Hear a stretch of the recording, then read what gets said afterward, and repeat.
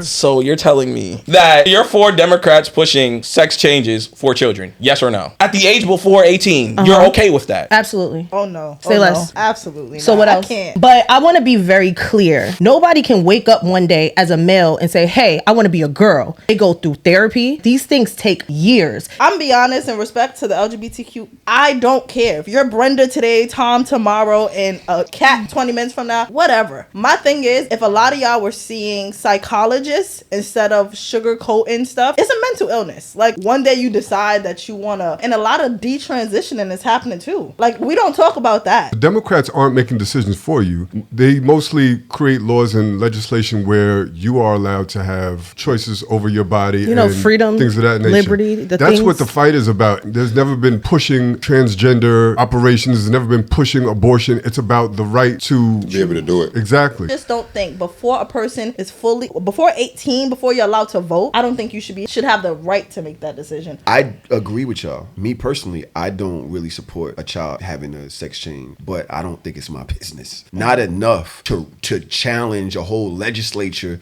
to make it a law. Like, you can't even drink till you're 21. When Jay mentioned it, he used that as like the first thing as to why he would have voted for Trump. With all of the things we have going on today, that's what you're worried about? Low hanging fruit.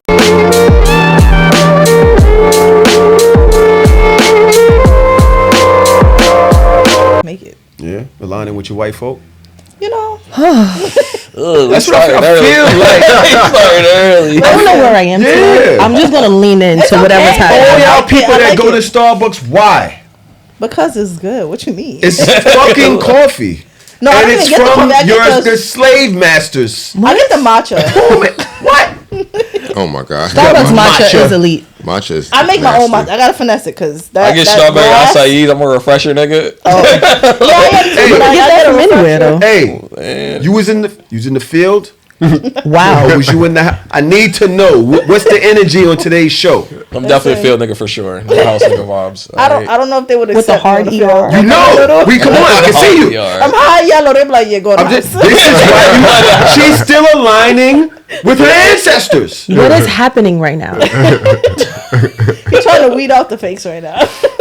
Starbucks, keep drinking that. Crying. Shout out to my guest. What's up, y'all? How y'all feeling? What's up? Shout out to my other guest, Dodge. Dude.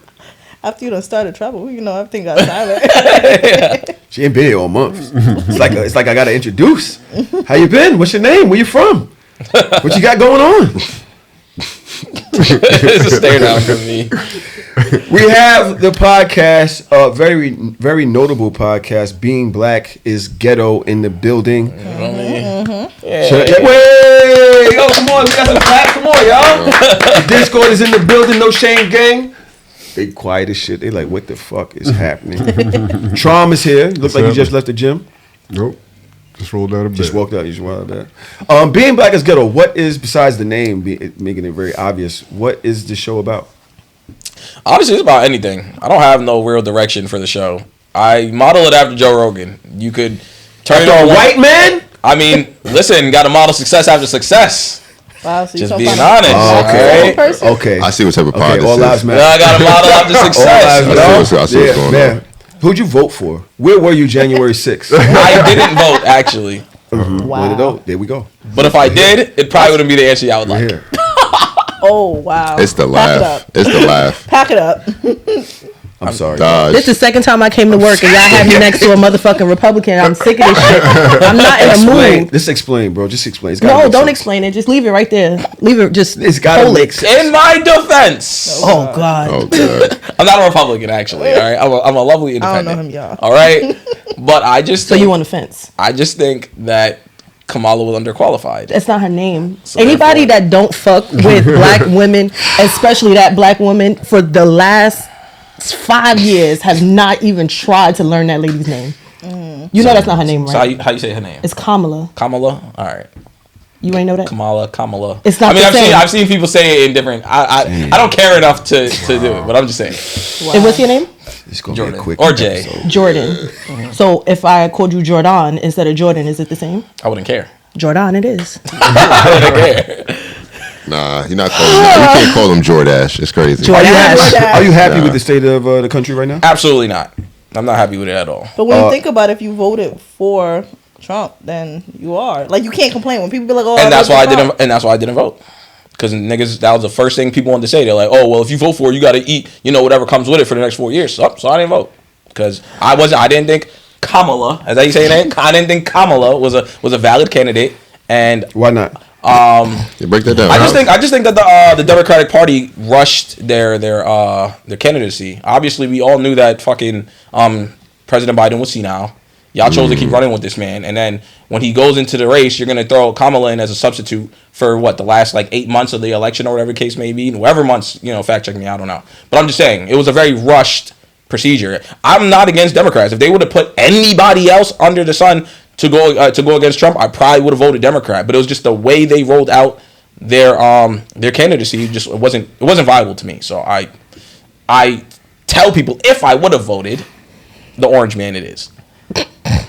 I don't know. I can't stand behind that. I got a question. So you said it was the 8-month rollout, but you would have voted for anybody else. Most likely, yeah, because I don't. No, hear me out. I didn't like her record as a prosecutor in California. I was for the minimal research that I did do on her. I low key was not jacking her. I'll be honest. But self-admitted. Of all of the information that you have about Donald J, you would still be willing to vote for him. Because it depends what you're voting for. Yeah, what are you voting for? What you voting for? I don't want to do it today. Yeah, that's your question. Yeah. He's a guest, y'all. Everybody look. His co-host is like, I'm chilling. But I'm the one that wanted to start. I got the flack for Starbucks. What's wrong with Starbucks? I voted for very simple things, right? I think immigration in our country is a problem. So I will take the candidate that is going to be harsher on immigration reinforcement. I got G'd with the no tax on overtime. That was some bullshit because now that it's actually played out, low key ain't what niggas would have hyped up to be. Mm-hmm. All right, interesting. And then also, I don't know. I can't say off the top of my head because I'm saying, but those are probably the main two that I was like. You just not want to admit that you didn't want to vote for a woman.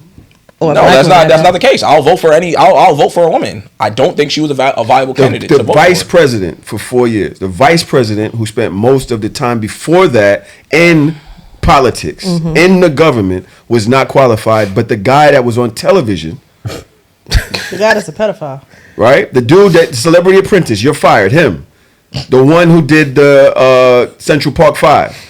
Who took out a whole ad in the newspaper to make sure that these innocent black men went to jail.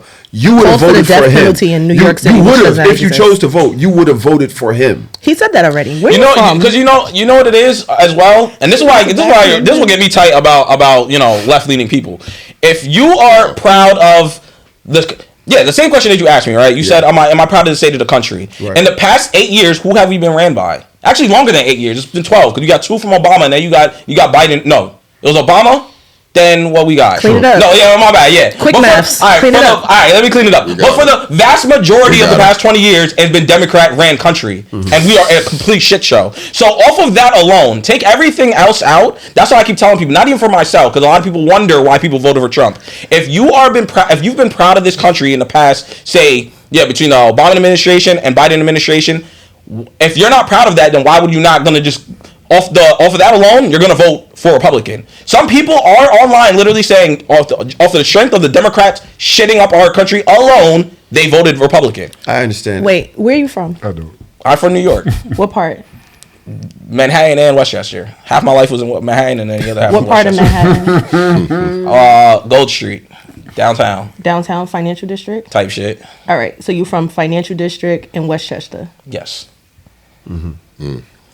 Interesting. I have nothing. I just wanted to know. No, it's cool. I think he gets the inference as well, and that's cool. I didn't have an inference. Look, don't put that on me. I said I understand it is because first of all, how young are you, my man? I'm 28. You're 28. All right, so we're talking about somebody that was with 10 years old when all of this started. Obama coming in to me shook the country. The I don't believe he had the house. I believe he only had. No, he didn't have it the first time. Right. And so I believe that he faced a lot of opposition, which made nothing move. Right. The first term. Still, you have global politics at the same time happening, where he's now the face of the Western of our country and has to make certain decisions. So people are like blaming him for shit that he hasn't gotten done, decisions that he had to make to protect America. That's what I saw, right? And I'm the reason I called that how young you were is because when I was 20, wasn't super, and that year back then I wasn't paying attention to politics the way y'all are now. I was not. I'm 50 now. Oh. So I'm able to look at certain shit from a more educated brain, an older brain, a more experienced brain. Yeah, nigga, that matters. I just find it's always funny to me how shocking people are shocked by your age. I'm 51. Yeah, You don't look 51. Hold on. What does 51 look like? He's 52. 50 also, not 52. So y'all. So this is what 50 look like. Black don't crack, baby. Y'all salt and pepper days. That's what we be talking about when we say that. Thank you so much. But I do want to make sure that I stay on point. And I'm getting old, so I stutter and forget and shit. I think that the illusion that nothing good happened during that time is something pushed by, like you said, the right. I think that it's an illusion because for a year now we've had Trump in office. They're now talking about repealing the 14th Amendment. The Roe versus Wade shit is gone. Voting Rights Act gone. Like, my nigga, you can see what the people who were on the left were fighting for all of that time with the idea that they were playing fair. They knew that they had to go the House, the Senate. We got to take this to them and be fair. We're not gonna jury rig the Supreme Court. We're not gonna gerrymander like all types of weird shit. We're gonna put this on floor for people to vote, right? And what happened was they didn't get the plays. They played too fair. This motherfucker comes in. Tell them, you know what? Fuck all that fair shit. We're gonna do what the white America wants, and nobody's gonna stop us.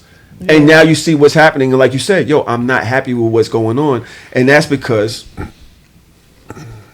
I think he's been loading this up for 8 years or longer. I mean, it's bigger than that too, right? You have to also understand the last 10 years of whatever's happening in this country is directly attributed to Trump because he had his 4, then Biden came in and had 4.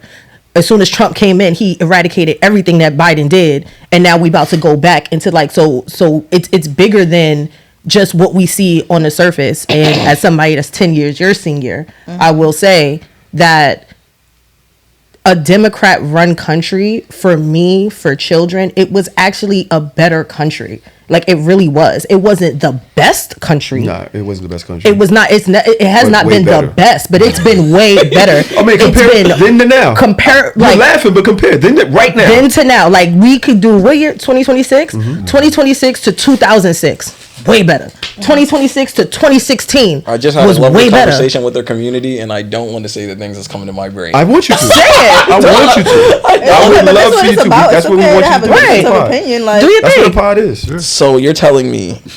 Yeah, this is gonna be good. So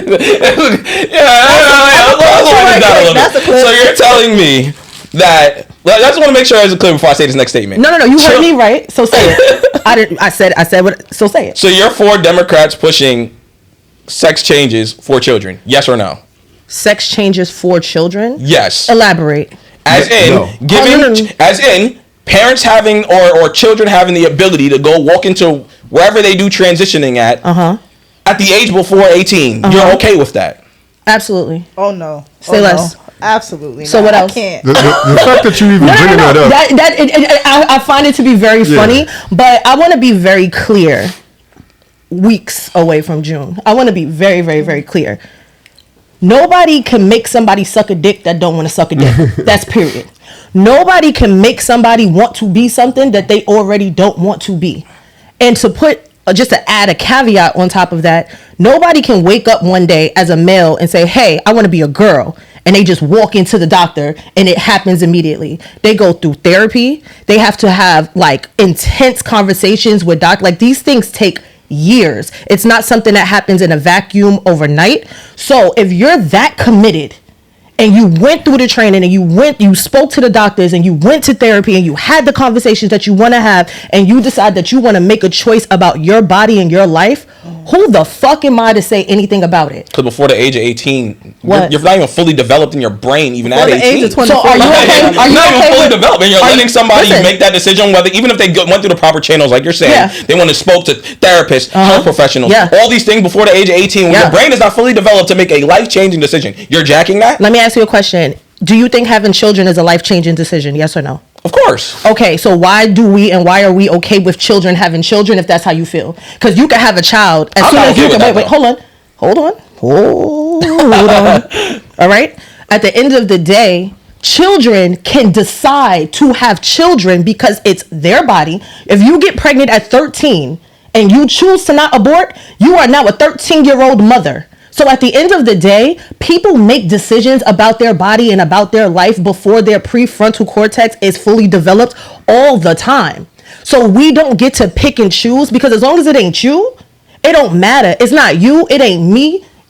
I don't want to like throw that out. It's not you, it's not me. So at the end of the day, it's not for us to decide on what somebody else should be able to do with their life and their body. I don't give a fuck how old you are. You get to choose. All right, she wants to interject. So I respect everybody's decision. We're going to lay that out there. Right? I respect everybody because at the end of the day, like she said, if it's not you, it's not your choice. But as for me in my house, baby, you're not changing nothing until you walk about my house. One, and I hear you, right? You saying, oh, at 13, you could go and be a mom. No, you can't without my consent if I'm the parent. As a 13-year-old, you need my consent for a doctor to do an abortion or to allow you to have it. Because if I put you out this house, you ain't got nowhere to go. But you still have a choice. Can you make your child have an abortion? No, you can't. You can't make them You can't. have. They still have to consent. You can't do shit. You The same way can't. your 13-year-old can go to therapy right now and say, I don't want to disclose anything that I talked to you about with my mother. Yeah. That therapist is going to abide by the rules of that 13-year-old and not tell you shit. But That's a fact. it depends what As the long as it ain't subject is murder. on. If it ain't murder. I think this is very hard. Let her general? finish. She was still If talking. it's a crime in general, they have to report it. Yes. But I will say this, like, as far as the babies, that's a slip and slope. I'm be honest, in respect to the LGBTQIA, all the letters, I respect the community because it's not my life and I have family within the community, and at the end of the day, you're not doing nothing to me, so I don't really care. Like, I rock with everybody. Like, you're a person. I don't see a gender, I don't see a preference, I don't see none of that. I see a person. So if you Tom today and Brenda tomorrow, hi Tom, Brenda, whatever you want to be called, religion and all that, and I believe in God. I don't care. If you're Brenda today, Tom tomorrow, and a cat 20 minutes from now, whatever. My thing is, if a lot of y'all were seeing psychologists instead of sugarcoating stuff, it's a mental illness. Like, one day you decide that you want to be a man or you want to be a woman, and a lot of detransitioning is happening too. Like, we don't talk about that. Like, I follow this stuff. Like, I actually do the research. A lot of people detransition. Do you know the mental health battles? And I work in healthcare. You don't understand the amount of suicide rates that you see amongst this community. Why does that exist? Because you have a mental health issue that we sugarcoat because of money. And it's just like, oh, I'm going to let you change your gender. That's stupid. Respectfully, it's dumb. Yeah, I'm not gonna lie. Like I said, and then we're allowing children, again, going back to the frontal lobe development, because we're going back to science. We're allowing an 8-year-old to tell you, oh yeah, I always knew since I was a baby that I wanted to be a boy. Are you dumb? You didn't know what you wanted to eat last week? Here's my question to y'all, right? At the end of the day, somebody has to make these decisions. The decisions are tough. There's a lot of nuance there. And to your point, there could be mental health at play. There's a lot of things at play. Ultimately, who would you like to make the decisions for us and our family? Donald J. Trump, that's who you'd like to make the decision for your family about what options you have? Or would you like, where it's the Democrats aren't making decisions for you. They mostly create laws and legislation where you are allowed to have choices over your body, and freedom, things of that nature. liberty. That's what the fight is about. It's not about there's never been pushing transgender operations. There's never been pushing abortion. It's about the right to Be able to do it. Exactly. So if you're saying you'd rather people not have the right to do it, then that's saying that, okay, I'd rather Donald J. Trump have the rights to make these decisions, and his administration make the decisions over my body and my family's body and things of that nature and these decisions. That's what I don't understand. You don't have to be a transgender if you don't want to. Facts. To Daj's point, like, nobody's pushing nobody to do nothing. It's about who has the decision. I honestly do think there is a push. Like, is there? That's When I say a propaganda. push, I think there's a lot of persuasion in that industry, and this is somebody that works side by side who has family members. Like, I'm in this. I definitely think that there is a push. They're pushing it. They'll push history, Black history, out of textbooks, but then they want you to know about transgender history. That wasn't in my. Who pushes? The same people It's that are who? pushing I feel like Black it's history forced. are the same people that are not pushing transgender. So I No, don't know meaning what you're I feel saying. like it's forced within the community, and I think it's forced within our children. My thing is this: if you want to become a transgender, by all means, do you. Because if you could detransition and whatever else later down the line, that is your business. I just don't think before a person is before 18, before you're allowed to vote, I don't think you should have the right to make that decision over your body. And I know should? that's control over a person's body. It But is. we My do question need is, to who have should some make order. those decisions? I think it needs to be a law. You cannot do that. See, that's my problem. That's my problem. This whole conversation. I really like the fact that I know Jay and Jaylin, Jay. so it's Jay and Jay. I knew it was Jay, but I was like, he's Jay. So all right, so Jaylin and Jay. I love the fact that y'all have your own brain and your own thought process, right? Y'all not controlled by group think. In a world where it largely is. I do. I can appreciate that, right? I agree with y'all. Me personally, I don't really support a child having a sex change or anything like that before, but I don't think it's my business. Not enough to challenge a whole legislature to make it a law. Me personally, I would tell my child they want to do it. Why don't we wait till you're 18? Mm-hmm. Why don't we wait till, you know what I mean? To say, like, you can't even drink till you're 21. Mm-hmm. But You know that's what I'm saying? if I we wouldn't even can't- want you having, I wouldn't want you. Obviously, you probably are going to have sex before 18, but you're going to hide it at least. You ain't going to curse in front of me until you're 18 at least. Right? But my thing is this: I think that there. So when Jay mentioned it, he used that as like the first Yep. thing Yep. as to why he would have voted for Trump. With all of the things we have going on today, But I think that's what you're worried about. Low hanging fruit. It's to me the arguments that I get from people on the right, Or which I like to centrist. Are listen you a centrist? to, which I like to listen to. I don't know what because the centrist is. True. So you don't- Respectfully. Well- so independent. So because he didn't say he was on the right. he didn't.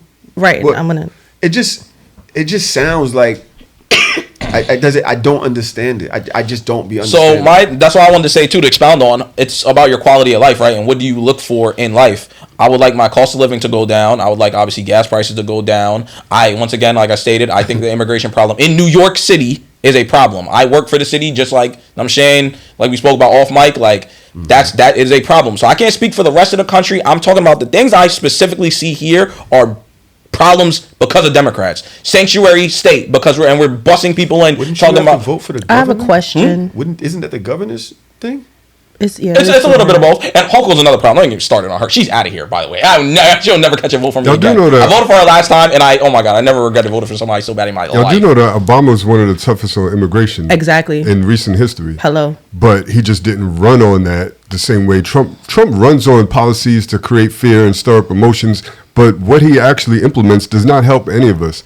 And it definitely doesn't help his constituents that voted for him. I have a question. Born and bred New Yorker. Ellis Island is a place, right? What is the purpose of Ellis Island?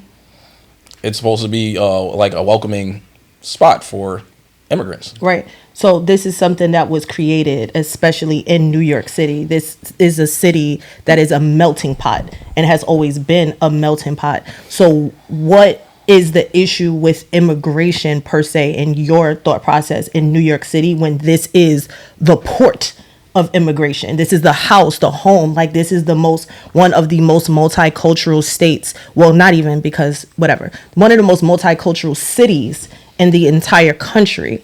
What is the issue? Like I said, cost of living. Because you are driving these people in, for example, now the city has to house these people. These These what would you like me to refer to them as? Just People, whatever the case is. The people are coming here and we are having to spend government funding to house them, to put clothes on their back, food in their stomach, and put a roof over their head. And now because of that, everything else goes up because there's less available things. So, being the fact that Ellis Island, and this is something that has been here for decades, centuries, what is the difference between now and then? Because this has always been a thing. So why is it that you think that, like, what is it about the new immigrants that is changing? It has not always been a thing. We literally, Eric Adams said it himself, we are literally driving millions of people in here because they thought it was a game. Texas literally said, yo, immigration is a problem. And New York and California want to be like, we're sanctuary cities because we accept everybody. So we have no problem taking them in. Until they really started coming in. And then you realize the federal government wasn't funding New York the way they should have for all these people that y'all are driving in by the boatload. Who stopped the funding to New York? Like I said, go talk to your federal government about that. But who is the head of the federal government, honey? Ooh, clock it. As of right now, it's Trump. And at that time when Eric Adams was the mayor, who was it then? It depends. It was Trump. It was through both of them, though. But it was Trump. That's how it started. How long has Trump been in office? For right now, about altogether, or right this second? Right this second. Almost a year. Okay, How long was Mayor Adams in office? 4 years. Okay, then. So whose administration was he majority under? Trump. Am I doing math wrong? No, you're not, because you don't understand that when a president has policies, it surpasses their term. So when the next president comes in, they are still in the effects of the president prior. Debatable. That's how it works. Okay. It is. That's debatable. I get what you're saying, but that's debatable. All right. I don't know how we got here. I think that was a great little thing that we had. But while we talk about the past, I really like to bring things forward to the present. And it's funny that I had this particular clip saved. Let me see if I can get to it because Instagram be doing me dirty. Let me see. Well, it certainly gives us an opportunity to look at those congressional districts again. Gives us a chance at all of them if we get some reprieve from courts, and so we'll see how that goes, and certainly hope that the Supreme Court will overturn Amendment 14 and gives us a shot to revisit those. You gotta repeat what he said. I mean, other than Mr. Pro Tem, everyone was relatively silent on the goings-ons. What would you say, from your perspective, is the biggest misconception about what the bills do, and a message that you'd like to see out there? Yeah, that's a great question. I think the biggest misconception is, the thing about it is, people tend to forget what happened when this thing went to court before. We actually, the Republican Party had that seat in, in Mobile, number 2 seat. All right. Well, regardless of all of that, this is literally about the repeal of the 14th Amendment. Dodge, what is the 14th Amendment? What is the 14th Amendment? You're the history major. I can't recall right now off the top of my head, friend. I'm so sorry. Not you, Tron, do you know what off the top? Just not off top, because sometimes I confuse it with the 13th. So no, it's not. Let's not go the off 14th Amendment is best known for establishing birthright citizenship and guaranteeing all Americans equal protection and due process under the law. Mm-hmm. I believe as long as you're born here, you're an American. This podcast's gonna hate me. They're going to hate me. No, it's okay, baby. Your feelings, they're not going to hate you. Don't worry about it. Say what you got to say, honey. Because I just think, let me say this before I say what I'm going to say. These conversations are very nuanced. Obviously, there's a panel full of people here, so my opinions is not going to be able to be fully stated. All right, but I will say this. Obviously, there's good and bad to everything. We're not going to act like people don't come here and literally use that exact same amendment to create the quote unquote anchor babies. And depending on who you are, some people see it as a problem, some people don't. But so that administration to kind of take that away, and people's like, once again, it's Trump versus immigrants. I don't necessarily disagree. Like that's such a bad thing to kind of uplift, in my opinion. All right, we are the only place that, depending on, like she said, she loves it being a melting pot here. Not everyone, everyone agrees. You know I hate that shit. Come on, I do. Everyone everyone doesn't agree to the theories of anchor babies and the way certain people come into our country, and I'll leave it at that. I mean, I hear you, but did you hear the other part of it? What was the other part? At least if I didn't touch on it. I believe it said guaranteeing all Americans equal protection and due process under the law. that is basically the cornerstone of all the rights that we got from the civil rights era. All of the things, the laws that were built around the 14th Amendment. So while you're worried about how immigrants that have babies here, their babies being able to stay here, the 14th Amendment being repealed literally affects you. And it's funny because I had a transgender woman on here recently and she cursed me out. Regular. She did. But she said, y'all don't realize they doing it to us first to see if it'll go through. Y'all niggas next. I just had a conversation with a transgender. She told me the same thing. Well. If you understand, right, that statement in itself, and then apply it to the 14th Amendment being repealed, and we are literally sitting here saying, yo, you know what? Fuck them over there. I let it go through because of those immigrant babies, but not realizing that you in the same thing. You're in the same thing, and you can tell by the way that they're behaving. They want you. You're just protected by this. Your hate, or not even hate. I'm sorry. Your disdain. I don't want to say disdain either, because I just think that he doesn't believe that they deserve the same rights as we do to this country.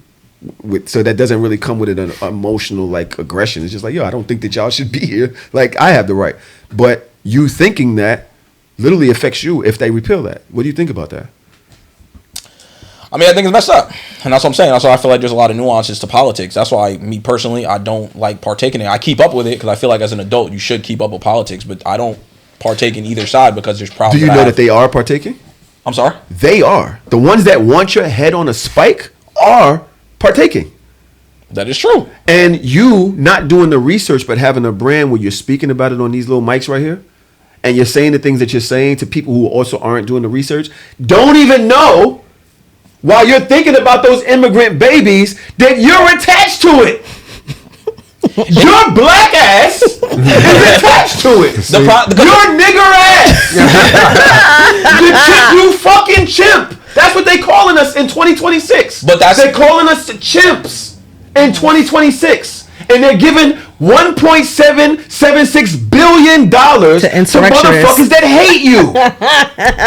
This is a joke. That hate you just for existing. Never heard your podcast. Don't know that you agree with them. Don't know that you're on their side. You walk in like, hey, I'm a bow, nigger. That's real. But that's what I'm saying, though. So if we're going to have this conversation, though, it depends how deep you want to get. Because honestly speaking, and we're talking about politics, I'm saying, do you even feel like America supports the black man, period? And Absolutely for me not. personally, I don't think under any legislation we are ever fairly represented. Of course, I don't. No matter what is passed, I'm never gonna view us as being equal in white America. That's just a fact. Well, At least that's not a fact. It's my opinion. I agree with you. We are a minority in this country, so when we're talking about minorities versus majority, the minority is not going to be overrepresented, because no matter what or where we live or what we see when we walk out of the house every day, we are literally the minority in this country. So in what world does the minority have equal or same level playing field power as the majority? That mathematically just doesn't make sense. Oh no. So I'm very like kind of stand back. It's like, I really love the conversation, but I don't get too deep into politics. Cause I'm be honest, I don't really do the research, and I didn't vote because I really didn't have a full knowledge. I didn't agree with everything with Trump. I did agree with some things that I was hearing about Kamala, but I'm not that biased person that's like, oh, I'm just gonna vote for her because she's a woman. Kamala, because she's a woman, because she's black. Even though I do want that in place, like I want to see a woman do it, I want to see the black person do it. But like, I also want what's right. But I don't agree with the whole immigration issues, because I come from a family of immigrants. My grandmother's a born immigrant. I be concerned about ICE and all that. I'm like, Grandma, don't go outside today. They finna snatch you, okay? And I might not get you back. And I'm never okay with that. I feel like I understand. This is why I respect the politics conversation, but never getting too deep. But I do believe that there is some goodness to having some sort of control, which I think I'll probably say that this is where Jordan comes in, where it's just like it's a case by case scenario. Yeah, he votes on Trump because the control. You don't have to agree with everything Trump is doing, but do you agree that in certain areas some control? I think us as a people have an issue with control, but some areas actually do need control. Like, for instance, transgender. If you want to be transgender, by all means, boo, do you. but I think that in some areas, some control for the betterment of the person, because I don't want you, like I say, at 16 transitioning, and then at 19 you detransitioning, and come to find out you have bipolar disorder and all these underlying conditions that nobody knew how to actually like properly diagnose. How often do you see, and I work in mental health, how often do you see people misdiagnose because they're just trying to give you a diagnosis? So I do believe that there is some level of control that does need to happen, but I don't fully agree with everything with Trump, like the immigration and stuff. No, leave the people here. They're not doing nothing to nobody. I would argue with you on that, right? While I hear you, and I think some of what you say have merit, right? I would then throw Jordan's claim of case-by-case basis. I wouldn't do a sweeping generalization against a whole community based off of those that do have those issues, right? And say, well, y'all all need to be controlled because of this small margin of people that exist within you, right? I wouldn't, right? Would you like that? And that's what happens when the majority looks at the minority and say, well, we don't understand. And there's some psychological issues over there, and put some whole shit on us. Right. Put some whole shit on all of us. I understand that point, because it's like you don't want to, if you put them all in a box. Why are white men controlling a woman's body? Facts. Let's talk about that. I understand that. I understand. This is the same thing. It is. We are the white men in that conversation. And that's what I said, but that's a clear example of why once again, politics is complete. It's such a nuanced conversation. Obviously, even in terms of the abortion thing, right? Some people are like, I'm for it and I'm against it. I have a problem with Republicans in that stance as well, because like they said, they're like, yo, you shouldn't be allowed to abort your child. That's crazy, because if a woman was sexually assaulted, then she should be able to abort that child. And that's the only reason why. Able to. They fought for it. They said, well, and that's what I'm saying. Everything is a case by case scenario. It is. And when we talk about immigration, I'm speaking strictly for New York City. I can't speak for nowhere else. I seen in y'all little chat somebody like that's not. We was a disco before. Now it's a little chat. Now it's how a little chat. I'm like, it literally does rise your cost of living. At least for us, right? Apartment buildings are literally being taken up because they're busting. Apartment buildings are literally being taken up because we have nothing but immigrants literally in those buildings. Like I said, me and her first responded. You respond to these buildings every day. Those could be for regular middle class and working class people, but yet we don't get those opportunities because they're buildings filled with migrants. Jordan. I'm just being honest, bro. There's no reason why if I work a regular middle class job, you can make $80,000 in New York City right now and you're struggling to get an apartment. I agree. That's insane to me. Jordan. But yet somebody's over there living for 30 cents on the dollar because they just came here from wherever random country they come from. That's not wild. I'm just asking a question. I think I agree with you. I understand that. But what I want to know is this. When you say case by case basis, right? That's what you keep saying. Yes. Do you not realize that when they take all the choices off the table, you can't go case by case? They're removing your ability to choose. Exactly. But you can't do it. That means you're literally your ideology and your they're like disagreeing with each other. It's a big ass fight. When one does a sweeping say like you cannot do it, there is no case by case. Do you understand what I'm saying? I understand, but that's why once again, that's my biggest problem in politics. I feel like between left and right, I just wish there was a gray area in politics, and that's my problem. Left does things extremely to the left, and right does things extremely to the right, and both of them be wrong in that aspect, because when you like say for the left, for example, right? If you are too lenient, bad things happen. For example, I don't, because I wish I got research before I did this episode, but the California law that basically there was like if you steal or whatever the case was, it was like some type of theft charge that it was all charges like petty larceny. And their crime skyrocketed because of that. But yet California is what is the biggest blue state aside from us. So it'd be little things like that, because I'm like, look at y'all letting people rob for, I guess, little to nothing with no consequence, and look what happened. But I also don't think that certain states, like Florida, for example, they're ready to throw the book at you for very minimal things. Once again, the left and the right just do things to the extreme. There needs to be a gray area in politics. Both sides be wrong in this area. So before I let you go, I'm sorry. But for his point, like he was saying, he was like, they're taking away your rights. Obviously, I do not agree to have my rights taken. But at the same time, too, we cannot give just pure liberty to anybody. I do believe freedom can't exist. The world needs order. Let Trump had to say. Yeah, a couple of points. So I understand that you don't want to vote left or right, but you say you're independent. You can vote independent. There's a clear option that's standing right in front of you, right? That's one thing. The other thing, as far as like government overreach, you talked about when was the last time we've been proud of this government, things of that nature. Make America great again is a slogan that was ran on.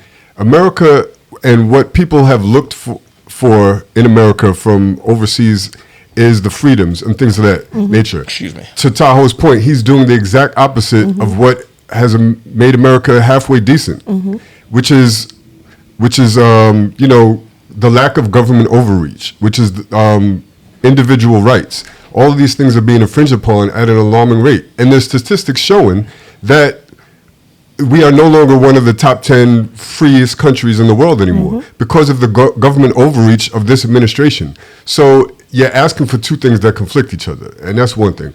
And to your point about, yeah, you don't have to vote left or right. There's a lot of things that I disagree on with the Democrats and Republicans, and I was very close to voting independent in this last presidential election. There are options there to vote. By not voting, you're basically saying, I'm not going to participate at all, but I'm going to complain about everything. You know what I mean? And to Tahoe's point, Republicans vote at a very high rate. And they are rich and they are successful and they are controlling. There's a reason why they vote, because they know how important it is. And the last thing I'll say is, at the very least, I hope you vote on the local level, because these things do matter and they affect your daily life.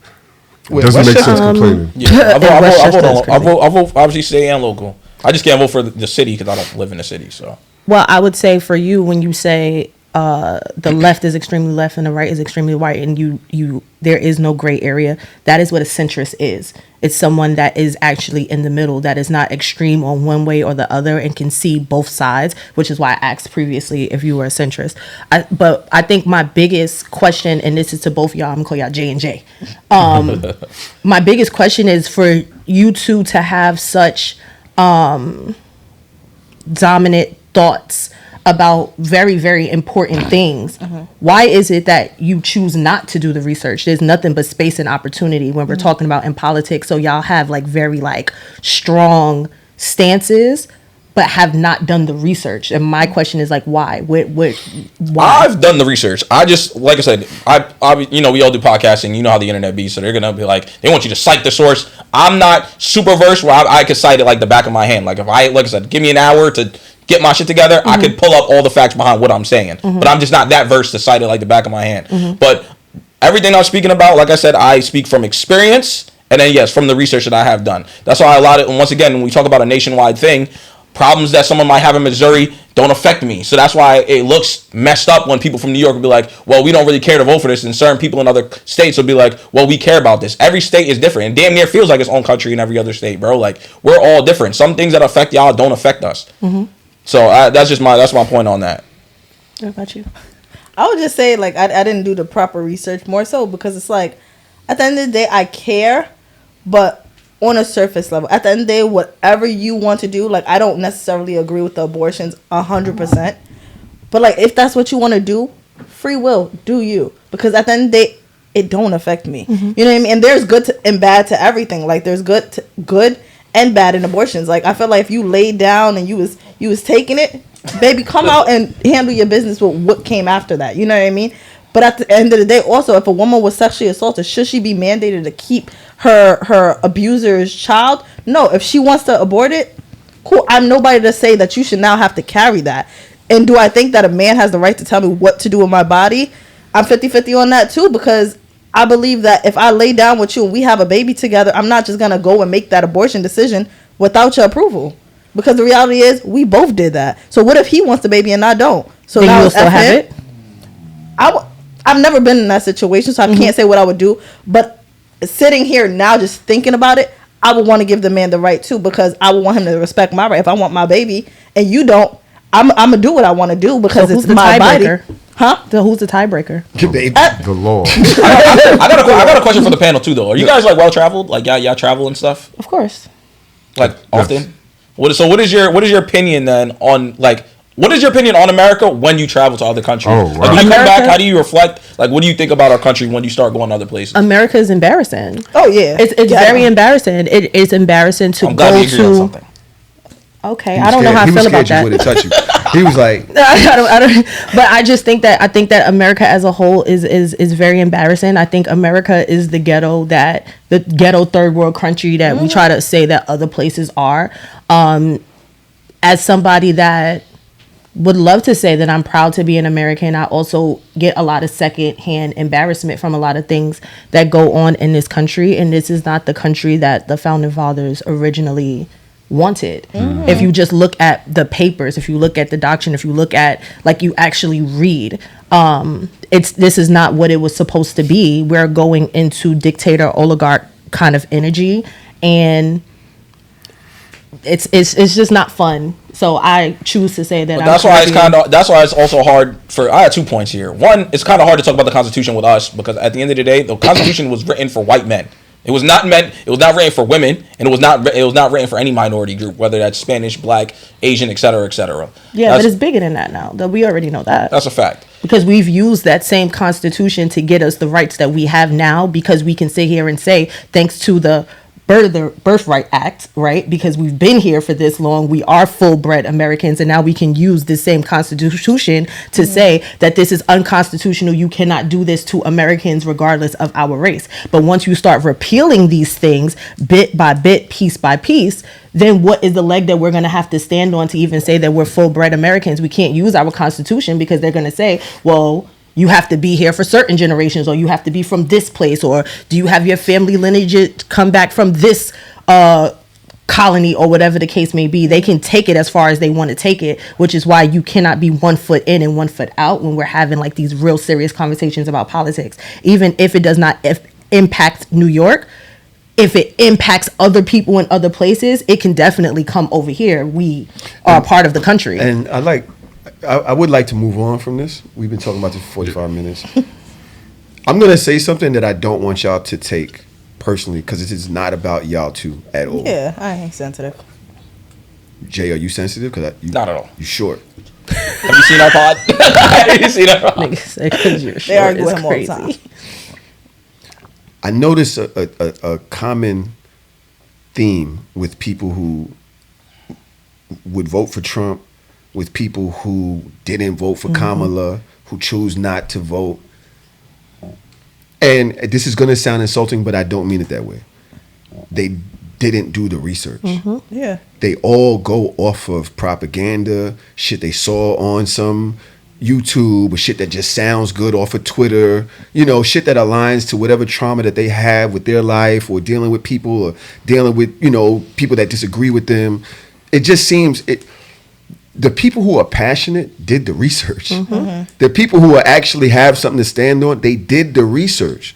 And we're like arguing with people that are like butthurt about some shit. They don't even really have no real documentation. Like they haven't. It's just off of emotion or their feelings or some shit that just they don't like it. But it's a lot of times bullshit. Not what they don't like. Like say with Kamala.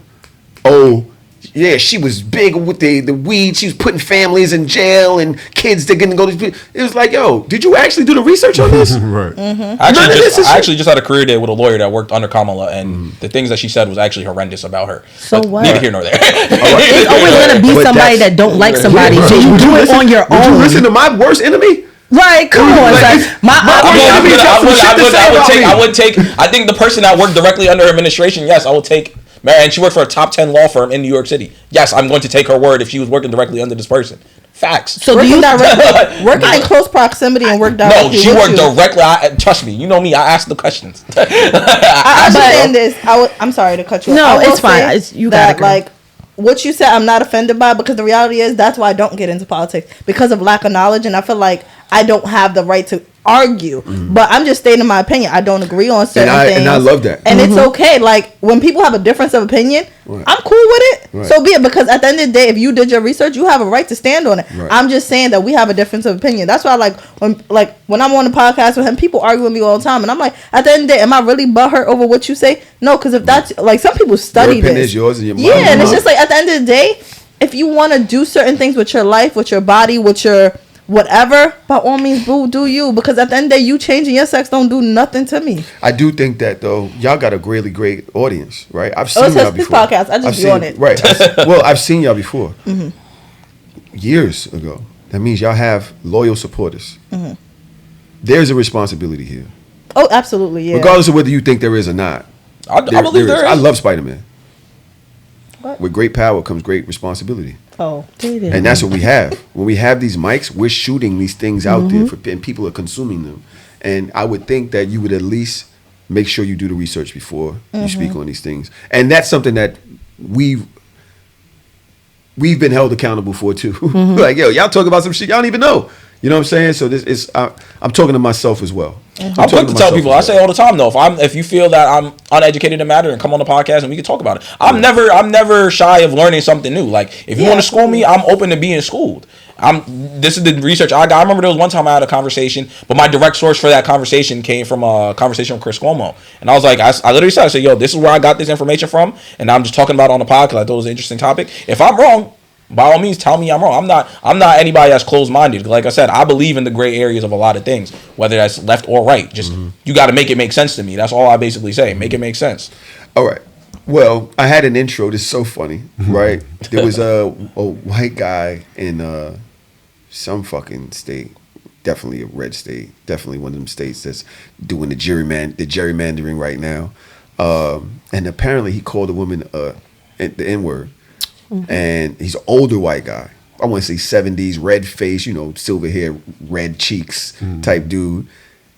And I guess her man or somebody came to court and confronted him. Or I don't even think he was her man. There was I think there was like a whole thing about him calling her, and the lawmakers or whatever, they showed up. This is the audio of them showing up. Let me see if it. Right here. Yeah, that's your ass. So you don't want to say an N-word, right? You gonna call it N-word today? I bet you won't call it in front of a black man like that. I bet you won't call me. In fact, let me help you.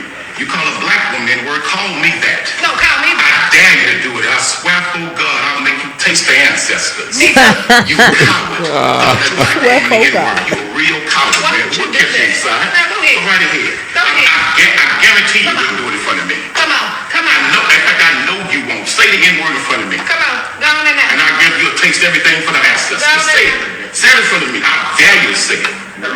It's Quanell X, but you'll learn it real well today. Yeah. Say it. I bet you won't say a word in my face. See, you talk to black women like that by themselves.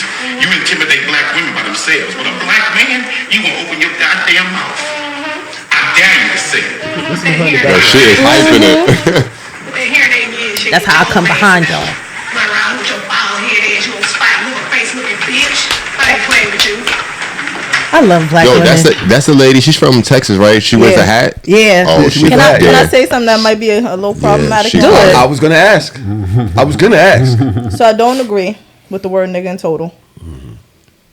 But I know when the court. I'm not gonna piss you off like that. I promise. I'm not gonna. No. You listen. I've been through a lot on this couch. The Caucasians mean anything in a respectful way. They're trying to you're trying to demean me. You're trying to you being disrespectful. That's straight racism when you use the word nigga. But let's be honest, they not the only ones that's doing it. You know how many black people I know look at other black people like they not black. So it's just if it's not okay for the white man to say it, it's not okay for you to say it. It's not okay for you to call child. I know other black people. I work with black people that think they not black. They think we not the same because they grew up in different areas or they have certain privileges or they don't agree. Some people really be like, I'm not black. Bougie. And I could always tell when they think they're not black by the way they say nigga. They pronounce the ER, hard ER. And it's just it's not okay for you either. But then it's also I'm not gonna walk around and be like nigga to you, because if I don't let that man say it, I'm not going to disrespect you and say it. So I think again this goes back to, I'm not gonna call it control, I'm gonna call it structure. It goes back to, if it's not okay for them to say it, let's not say it either. I shouldn't be talking to you like that, because that's what makes them feel comfortable. How did you learn that word? Because we call each other that word. So no, it's not okay. Yeah, but you're comfortable. You're comfortable because I do it to you. That's what's called deflection. Yes, you're saying because other people misuse the word and abuse the word, now it's okay for my white male ass to misuse and misrepresent. No, I'm not saying that so it's okay. But that's the first thing that you went to after that clip, and that's disturbing. That's the first response is to deflect to that. Nobody should be using the word or because we black shouldn't. people. Reality is that's a separate conversation. Term. That's what deflection means. It's a separate conversation. We are here with this present conversation, this present moment, and you brought up something that's a different subject. Only because it's like I don't agree with the term. I don't agree with what the woman being called nigger. It was a woman being called nigger, right? Oh yes. I don't agree with it, but I'm also adding to I don't agree with it. Period. All niggas matter. Huh? All niggas matter. Okay, but in just in general, I just feel like it's a derogatory term, and I feel like when you fix your face to call somebody that, how much respect? Like, what are you really saying to the person? Like, people use it so loose, and I think that's why. And I'm speaking not on a political level, not on like white versus black. I think that's why people are so comfortable with saying it, because we as black people are very comfortable with saying nigga, and I'm cool with calling you in this nigga this nigga that. It's funny when it's like, oh, you my nigga, but then when I be like, yo, this bum nigga, excuse me. But if a white person was to say that, you'd be ready to throw their head into a wall. They don't get a right to say that. They don't get a right to say that, but I mean the same things that they mean. Some of them. They do mean something different. They be on straight up racist, and they think they trying to hang you. That's what they really doing.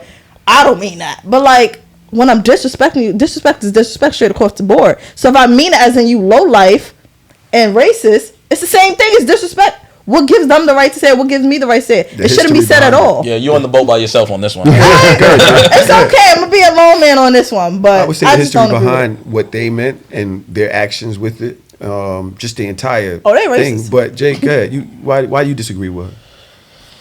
I don't even know where to start. I think, one, on that video, if I got the context right, it was basically that man was saying the N-word to what? Get a reaction? Or he just saying it onto some racist? He said it to a woman. I can tell you what's in the caption. Like, I'm just having a problem in general because there's a lot of white people verbally attacking black people to get reactions out of them. I don't know if you guys are familiar with the Chud the Builder situation recently. Yeah. That I don't even want. I'm not even going to say his name because I don't want to even shed light towards that direction. But there's a conversation that need to be had. Cause like I said, there's a lot of white people out there that is trying to degrade and say degenerate things to black people, and they think they can get away with it. And those be the responses they use. You and your friends call each other the N-word. Why is the problem I call you the N-word? There's, once again, nuance is the subject of today. When me calling him, yo, this is my nigga, this is a term of endearment. You calling we don't have that relationship for you to call me such things. So no, you're not getting that off. And like I said, it's a sensitive topic because some people be like, they feel like other people other than black people should use the N-word. That's a topic for another time. But strictly white people are prohibited from using that word in my book. Don't even fix your lips and say it in my direction. I'm not your friend. I'm not your pal. I'm not nothing. Don't even say no type of N-word my way, bro. Call me Jack. Or just know what come with it. Like, you're not just saying that. There's not a term of endearment for you. Pack that up. Can I challenge you on this? What does nigga mean when you say it? What do you mean? Because I even see the chat saying some things. What does nigga mean? When you say the word nigga, what does it mean? A white person can't say it, and we know why. What does it mean when you use it? Is it not a derogatory term? Nah. Niggas, so why a white person can't say it? What do they mean when they say it? Oh, I don't give a fuck about what white people think. No. If they can't say it, why can't they say it? Look. Anybody can say whatever they want to say. Pause. Anybody can say whatever they want to say. Mm-hmm. There are consequences and repercussions to everything that comes out of your mouth. Mm-hmm. So if you're willing to handle those consequences and reproduction, and repercussions, you can say it. Say it with your whole chest. If I snuff you, don't get mad at me because this is what you decided to do. There's a choice. Everybody makes choices. Mm-hmm. But when I'm talking to my people, and I want to be very clear because I understand where you're coming from because I don't believe that all skin folk is kinfolk. But when I'm talking to my people, the people that I deem a part of my world, my community, or whatever the case may be, and I say, yo, what's up, my nigga? Or we having a colloquial conversation and we're using all of the AAVE and we're like, we in it. We know what we talking about. Mm-hmm. No, you do not get to interject yourself into a moment that was not curated for you. So I don't care what white people do or how they do it, but there is a very fine line of disrespect that I'm willing to take in front of my face. And that's just me. I understand that, right? So somebody was like, nigga, they the ones that made it. So the white person made it to be derogatory. So it's okay when me and you are disrespecting each other, but when the next person come in, but we don't. No. But if it's you not disrespectful, right? If you find it disrespectful, no. If you deem certain things disrespectful, you could say the same thing with the word bitch, right? If it's a group of girls and they call like, yeah, bitch, that's something different than somebody from the outside saying you bitch, right? It's completely different. So if we can understand that, and we can understand, going back to your conversation, the nuance of how you communicate things, the inflection in certain words and what your intent is, those are, we can't pile it on top of each other.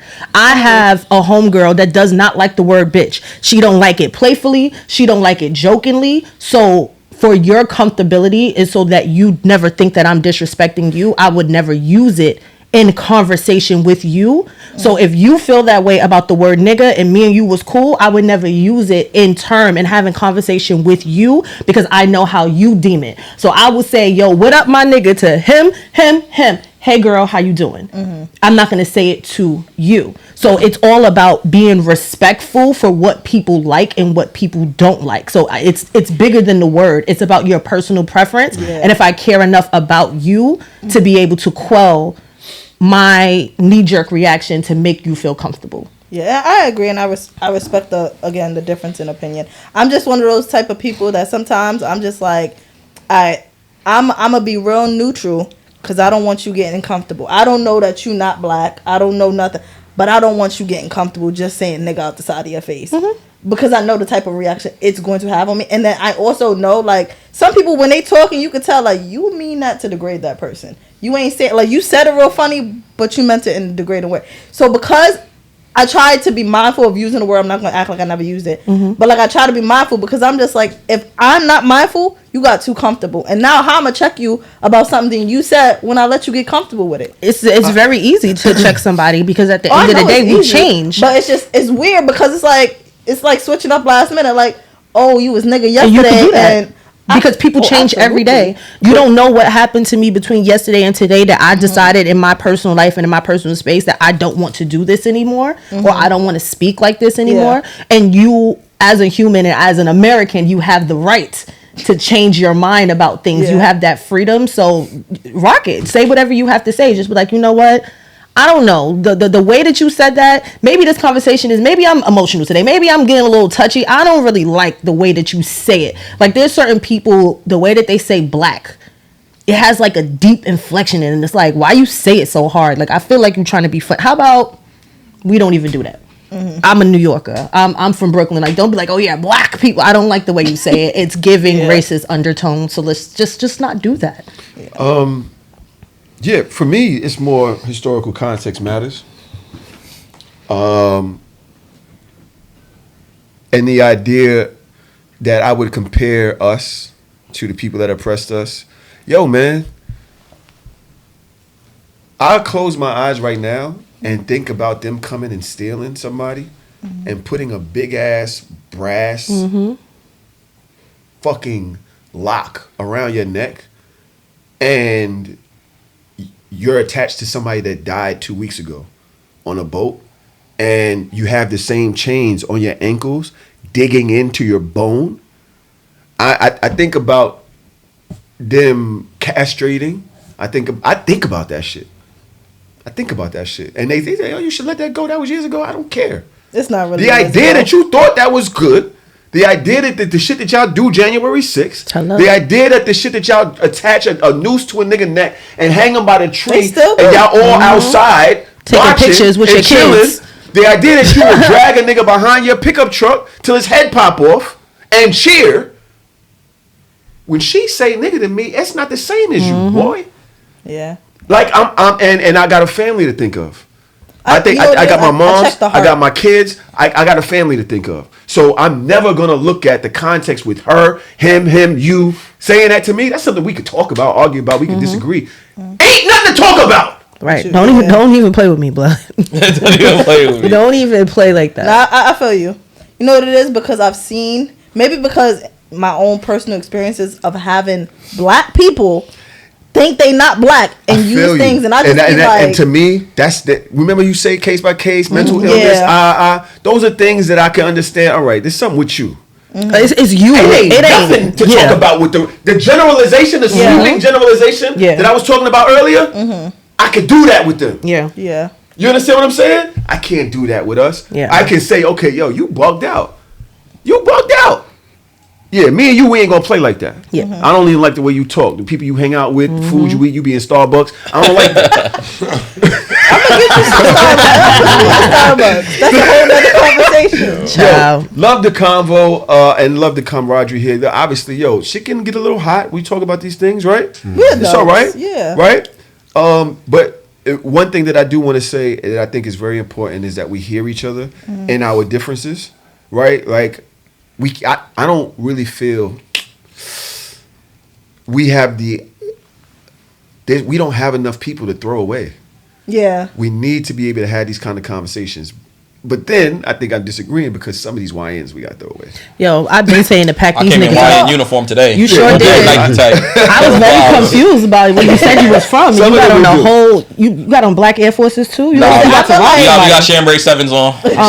You got a shiesty in your pocket. Nah, no shiesty. No. As a generation, we need to be able to have a difference. Crazy. And this is why I like this. This is why I know him personally, so it's just like I know he rowdy. I know he got a difference of opinion, but I'm also not ashamed to state my difference, and I'm not ashamed or scared to argue back. But also, once this camera go off, I'ma dap you up. You want food? You know, I'm shit. It's all love, but some people don't know how to do that. So I feel like you just gotta read the room. But as far as like dismissing people and throwing people away, I don't care to do all that. I'll say this. I think, like we stated earlier, I think everyone needs to do research. Because even, my parents are a little older now, like getting in their 60s and shit. And I've had conversations in regards to politics with my parents, and they don't do no research. They're diehard Democrats. So I was like, once again, to flip this whole conversation around, if the Democratic Party say we're the people that want to strip people of their rights, my parents will go vote and they have no clue. Because people of that age bracket, they just vote for their side and they just jack it without doing any research. So I would say everyone needs to do research on their political stances, whether that's left or right, Republican, Democrat. Just do the research, because you never know. At the end of the day, all politicians are low key funny moving people. Yeah. A lot of people taking money from Israel. That's a whole conversation for another time, and that's at both left and right. There's a lot to talk about, bro. Yeah. Do your Googles. My chat said, and don't call us a little chat no more. That wasn't nice. That was your word. That was your word. Yeah. They wasn't even mean to you. They didn't even do that. I've seen them demolish people, and you violated. That's not nice. I'm sorry, chat. We got another 10 minutes here. I'm scared. I'm gonna post this thing. Trigger warning for anybody. The ladies out there that have been through some shit, right? This is about North Korea. There's a gentleman, I believe. I think he's a gentleman. I wouldn't pay attention to him because she was speaking. It was a Japanese woman, a North Korean woman that escaped over there and did an interview about the treatment of women over there. And I was like, yo, we talking about America. It's crazy over there, bro. That's Yes. I watched a lot of that. Yes, over there, I could not believe what the fuck I was hearing. Right, crazy. Trigger warning for everybody out there. Crimes that you could be sentenced to death for is as little as so in North Korea. Every room has to have a portrait of Kims. And the inspector comes out of nowhere in the middle of the night and then touch the portraits. If they see any dust, they say your royalty is not high enough. And then you can get executed and sent to prison camp 3 generations of your family. 3 generations. And so if the picture is dusty, you get executed. Yeah, and if your house get on fire, the first thing is not you run with your family or your children or parents. You have to protect the portraits with your life. Otherwise, the 3 generations gets punished. 3 generations get punished. Right? Even murderers, rapists in North Korea don't exist. We don't even know what rape is. I mean, they have pleasure squad, right? Every year, they go around the country, pick up the virgin girls, bring them back to Pyongyang, make them call as satisfactory groups, train them to become sex machines. Every year they do that. So these officials, now the guy who's in the second power in North Korea, his name is Chae Ryong-hae. He has his own pleasure squad, and he takes entire teeth out of these girls. So when they kiss him down there, he has more pleasure. These things is not a crime in North Korea. Like literally, when women walk down, if the guy stands you and rape you, you cannot go to police. You got raped. It's your fault. So this country, I mean, every wives get beaten by a husband in North Korea. This is not a crime, but if there's a newspaper there's a portrait of Kim Jong-un, right, or Kim Jong-il. You didn't see the front page. In the back page, you ripped it by mistake. That's how you get executed. That is what we call crime in North Korea. We sit here and complain about I got a American question. issues. Yo, you can't do I got a nothing question. I got a over question, and this Baby, question that is for dust Jordan. on the Yo, dust this- on the Nah, picture. I gotta wait. Yo, Hold on. I thi- got a question for Jordan right my now. God. Ayo, Jordan. Uh-oh. Ayo. Here we go. there. Not North Korean people want to flee North Korea and come to New York because it's a sanctuary state. You got an issue with that? Yes or no? Proper channels. What's the proper channel? Niggas is trying to. I let the fucking picture burn. These niggas is trying to hound down me, my grandmother, my mother, and my kid. I need to get here tomorrow. You cool with that? Or you like, nah, send them back? What you gonna do? What you gonna do? You better not. No, let him rock. What you gonna do? You know what my problem is also too? Now you gotta answer my question. You know what you're doing with that question. You gotta answer my question. I'm gonna answer your question. Answer my question That's a first. yes or no. It's not a yes or no. You can't It answer is a that yes or question. no. It is. Hold 'Cause on. my only question is, why do we act like America is just the only country in the world? We're not. It's not. I didn't say that. But that's what I want to add. You want to send him somewhere else? You can go. Why do you have to come here? Why you can't go Because to any? liberty- I'm not saying there is a problem, but I'm just saying. Liberty, freedom, let me and answer the justice question. for all. Can she come here? Yes. Oh. But I will say this. Why is it always America? Go to Canada. Go to Australia. Go to Europe. Jordan. Go to Africa. There's so much places in the world. Why does everyone want to land here? You wanna Or know feel why? the need to land Can I- here? I'm Can gonna tell you answer why. that? Can I United answer that? States, liberty and justice for all. This You is said the it. country that was set up for immigration. Hello. Now let me know how that's worked for Wait, us. stop. The 13 colonies alone. These niggas came facts, girl. from Europe. They like, if you're not an indigenous American, white or black, we all came over here from somewhere else. So why is it now that y'all generation, y'all like, or the people that think like you, like, nah, we gonna have to button this up. It has always been since 1776, since before 1776. All them pilgrims and all them niggas, they came from Europe. They came from England, France, Portugal, Italy, Spain. Why are you thinking that you are the deciding factor of who gets to leave tyranny in their own country and come to the place that literally said, bring me your broken, bring me your unwanted? All of these things are in our like Bill of Rights, Constitution, and our like whole text is like, bring me all of the people that you guys feel like they are not worth anything, and I'm gonna make them a proud ass American. Why are you trying to stop people that are fleeing from tyranny, fleeing from situations like that? Some Somalians that try to come over here. We have people from Palestine, Iraq, that literally they're not leaving their countries because it's such an amazing place and we just want to go to America. Niggas is dying over there. I need to come somewhere that I know that at least I'm going to be safe and I'm going to be okay. You have a problem with it, but Shorty could come. Why? Because this is why I know, once again, everything's circumstantial, nuance, and it's all circumstance material. You say this thing, and these are all the good versions of an immigrant coming here. Yes, we want somebody that's going to come here, just wants to work a job, raise a family. And that's what we all want. Mm-hmm. But in hindsight, that's literally not what happens. And it depends. Some people do come here for the right reasons. And also, people come here for the wrong reasons. And that's all groups of people. That's people. Cubans came here. And as you know, they smuggle drugs into our country. The whole movie, I'm not saying all of them. I'm just saying you said Cubans. Because let me finish my point. If we're down. going to talk about all walks of life, right? There's good Italian Americans out there. But there's also Italian Americans that came to this country. And because they was poor, the American Mafia was born. Even when you call in terms of Mexican cartels here. MS-13 spreading in the States because why? We let immigrants come here and they spread across the country. There's every group of people literally has poison into our country because we are so inviting. So yes, I'm never gonna deny that people should have the right to freedom and exercise that will. I'm never going to deny that. You realize but let me finish. what they say about us? Exactly. Wait, just let him. Let me finish. Like I said, I'm never going to deny that people deserve liberty and everything that comes with the pursuit of happiness. But we need to stop ignoring the fact that people also come here for all the wrong reasons. Especially, and I pinpointed Cuba particularly because Fidel Castro literally said at the point in time when he did what he did, he dumped his prisons over here because he was like, you know what, you guys want communication with Cuba so badly? Here, have them all. And he literally gave us the worst of the worst people. And because we're America, We literally said, you know what? We'll take them all. We'll take them all. Let me ask you a question. Well, first of all, Scarface there was something that you said that was inaccurate because they did not leave Italy and Sicily and then make their gangs here. They were gang members in Italy and Sicily, and they just continue what they already were when they got here. That's how you have the 5 families. That is look it guaranteed. It is. Look it up. No, yeah, no, I'm telling you. The very head of.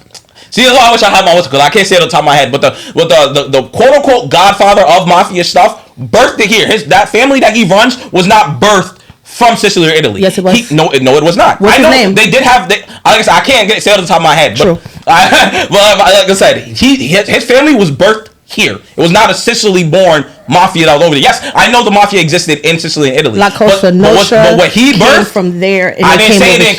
I never said it didn't come from there.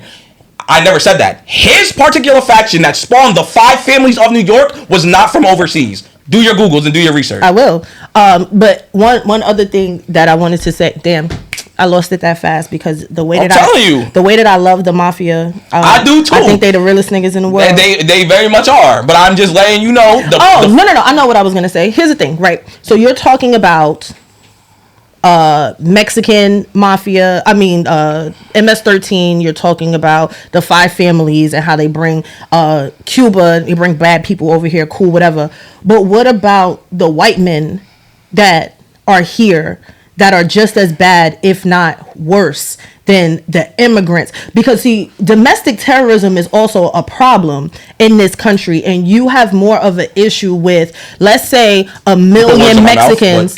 All right, so I'm gonna assume, let's say 1 million Mexicans come over to America, and 200 of them are bad people. Who's more important, the 1 million or the 200? To you?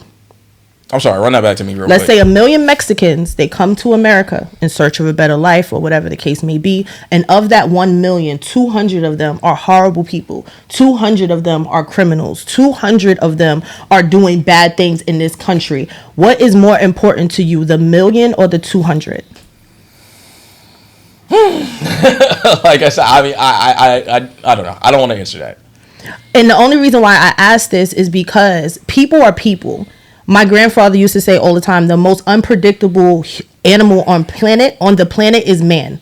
That's it. We never know what human beings are going to do. Human beings literally have done horrible things to other human beings since we've been here. You could take it back to the Bible. You could take it back to Cain and Abel. Like, they was the 3rd and 4th niggas on in the world according to the Bible, and one of them niggas murked the other one. We talking about Adam, Eve, Cain, and Abel. That's it. You done wiped out half of the population. So we not good people by nature innately. But I don't think that it's okay to persecute the many for the few, because Americans are just as fucked up as these other people that we're talking about, that really just want to come here to work, that really just want to come here to create a different life for their families, that don't want to have to fear being murdered for things that we know that are minute. All right. That was the point I also wanted to make. Have you ever seen that famous clip from Muhammad Ali when he talks about the snakes entering the room? Are you guys familiar with it? Maybe not. I don't know. Maybe not. So, long story short, it's basically the same concept what she said. He was talking about it in terms of police. Now, he was like, there's 1,000 snakes outside your door, right? Or say 100, whatever the number is. 100 snakes outside your door, and maybe 40 of them is good.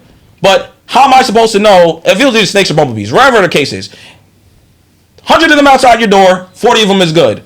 But how am I supposed to know who are going to be the good ones, who are going to be the bad ones? So I'm not saying I don't want to open my door to the 40 good ones, but at the end of the day, I can't tell who's the difference, so I'm going to keep my door closed. That was me summing it up. Like I said, if you guys could look it up, if you want to see it for yourself. But that's my argument. Like, that's what I'm saying. It sounds inhumane, or it sounds like you're being mean when you say things like that. Like, yo, out of 1 million people, only 200 of them is bad. But I'm like, we can't tell, and we'll never know. So therefore, it may sound mean, but yeah, keep all 1 million of them out, because we don't know who we're bringing in. And that's why the proper channel set up in place, which I never agreed to, because at the end of the day, I know the immigration system is flawed. And that is why people go through other channels to come into our country. And that is one thing this administration and future administrations need to work on, so people could come here legally. But at the end of the day, until that infrastructure is properly in place, yes, keep people out, because you don't know who we're bringing in. We're not doing proper site. I mean, we're not sourcing people correctly on how they're coming in the country. And also the fact check, Lucky Luciano, I had to look it up real quick. That was the first person over here that spawned the 5 families. Watch every Netflix doc on it. All right. And all that fun stuff. Let me just, for one, we have to go to episode 2, right? We have to take a break. We have to end this episode right now. But beforehand, I just want to get my little conclusion wrap up thing. For one, Jay, with respect to your opinion on things and everything, you sound like a white man. You definitely do. You sound like a white man because that's what they talk about with black people.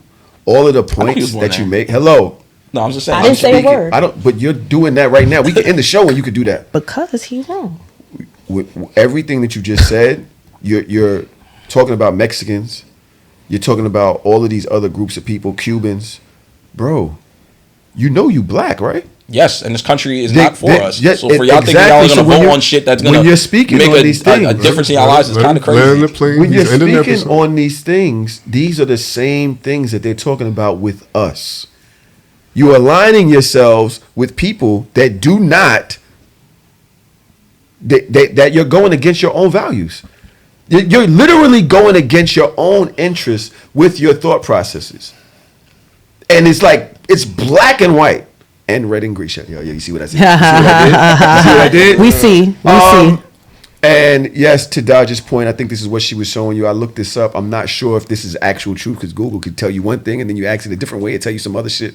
I don't know. But it says, yes, the Italian mafia was heavily tied to Italy. It was established by Italian immigrants in the late 19th and early 20th centuries, heavily influenced by the Cosa Nostra in Sicily and other organized crime groups in mainland Italy. However, later on in that, the American evolution, it says, while the roots were Italian, the American mafia eventually developed into an independent pan-Italian organization. Blah blah blah blah blah. So I don't know. Yeah, there's a lot of homes. I said to you, the mafia was in Sicily and Italy. I never said they weren't, but the American faction started from Lucky Luciano. The 5 families of New York started from that individual. He didn't come here already being a mobster. He became it and started all of it from here. So you over there reading and not interpreting what you're reading, and I don't know what there's a lot of over there. But the fact of the matter is, he was an immigrant. He was from Sicily. La Cosa Nostra had ties to, and the reason why they were even allowed to have the 5 families here is because they had to get permission from Sicily, from Italy. That is how it got here in the first place. And the point was that it did not originate here. They bought it over here. The everything about it, everything about their rules, everything about everything that they wanted to do, it came from Sicily. But that's Ladies cool. and gentlemen, we have reached the end of this episode. Y'all already know. Go over to patreon.com/So Shameless Podcast if you want to hear the entire episode right now, ad free. Jay and Jaylin are here from the podcast Being Black Is Ghetto. You can just, that name is what it is on Instagram. You can YouTube. search it for on any of your podcast streams. They've been out for a while. They're on YouTube doing their damn thing. They don't have a little chat yet. Not a little chat. They don't have a little chat yet. But we will be back on Thursday for part 2. Y'all already know. I'm interested to see where this goes with the whole, we got a bunch of men versus women content. I want to see what he about to do with this. So shameless. Right now, I'd rather that than what's going on in this country. But yo, can we move on? Yeah, let's go. Because I actually have to go. Oh, hey y'all, how y'all doing? Welcome back to So Shameless Part 2. Yes, I actually have to go to my grandmother's house today. What's up? My grandmother passed. Oh, I'm sorry. This happened a year and a half ago. But she left the house to 2 of her daughters. One of them literally was like, sell the house. Bro, they've been fighting for this shit. Like literally, the family broke apart into little pieces. Every time. Yo, when it comes to property, every time. You would never think until this conversation. I have not been over there since, bro. I literally, like, my heart broke into a million pieces, and I could not stomach walking through the doors, knowing that it'd probably be the last day. Last time I walked through the doors, and it would be sold to some white people, and I'd be seeing to gentrify. She was like a heavy civil rights, like she was out there. She got arrested at 75 or something like that. Getting you know when they stand outside of some shit and they protesting. She went to jail with David Dinkins type shit. Like she was like active in the community. She would send money to Africa every fucking month for like African schools and shit like that. And in her house, the minute she dies, niggas is going nig every time. They're gonna have white people walking in and out of this shit for some bread, bro. I do have a question for you. I can't beat people. You can't like just nasty work.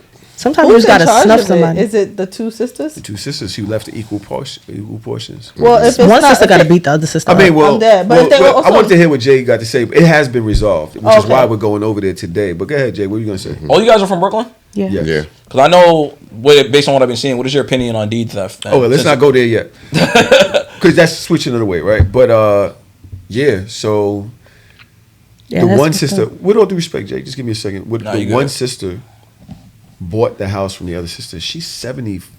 She's 75. She had to take out a mortgage, to pay the other sister almost $1 million to keep the house.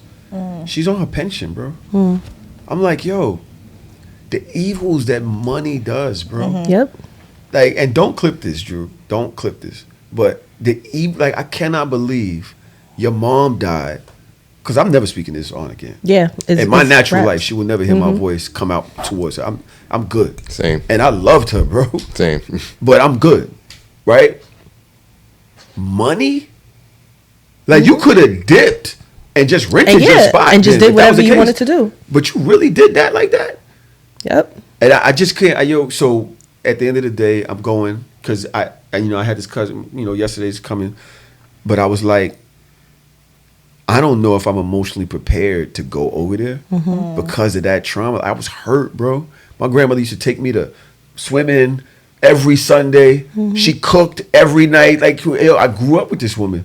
And y'all was just going to violate like that? Like, dead ass? I'm very happy that a solution was found, because that is a very heartbreaking thing. Bro. Remember, I lost 3. Yeah. My family lost 3 brownstones. And every time I walk past, I can't even go down my old blocks no more. On. Like, even when I'm walking down Fulton, I can't walk past that. I do not walk past any of those houses. I can't. And I'm so happy that y'all found a way, because this shit is really fucked up. I saw a white person come out my aunt's house recently, because it was right over here, right Verona, right here. And I was just like, I could see it from the corner, but I never walked like directly past it.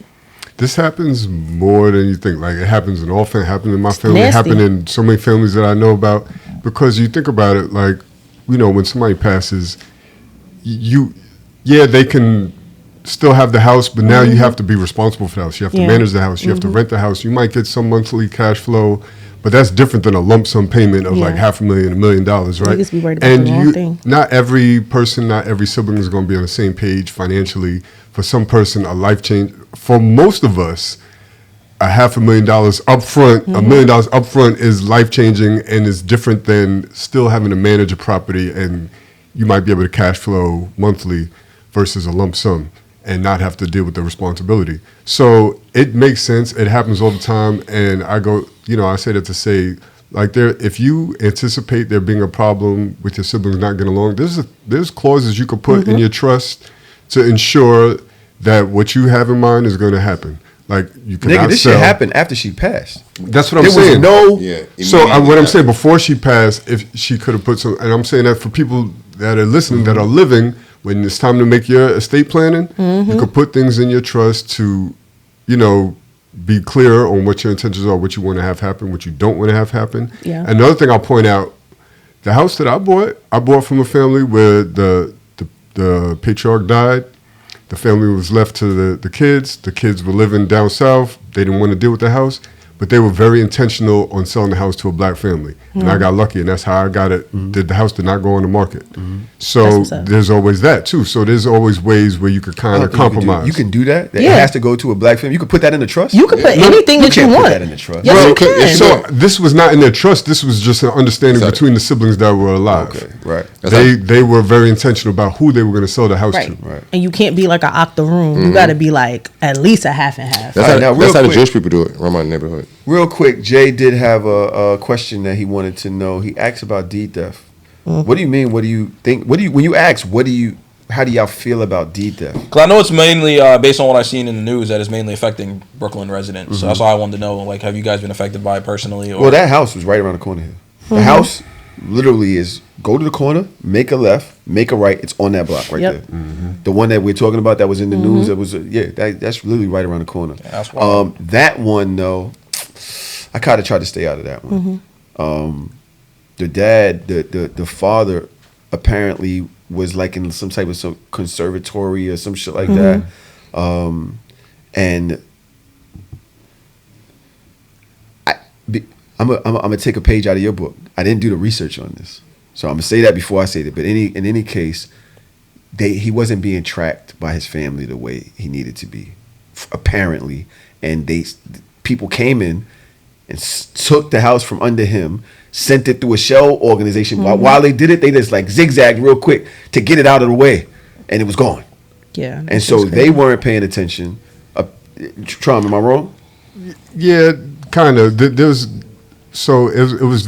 definitely not your typical deed theft. Deed theft comes in different faces. It's not always as simple as forgery.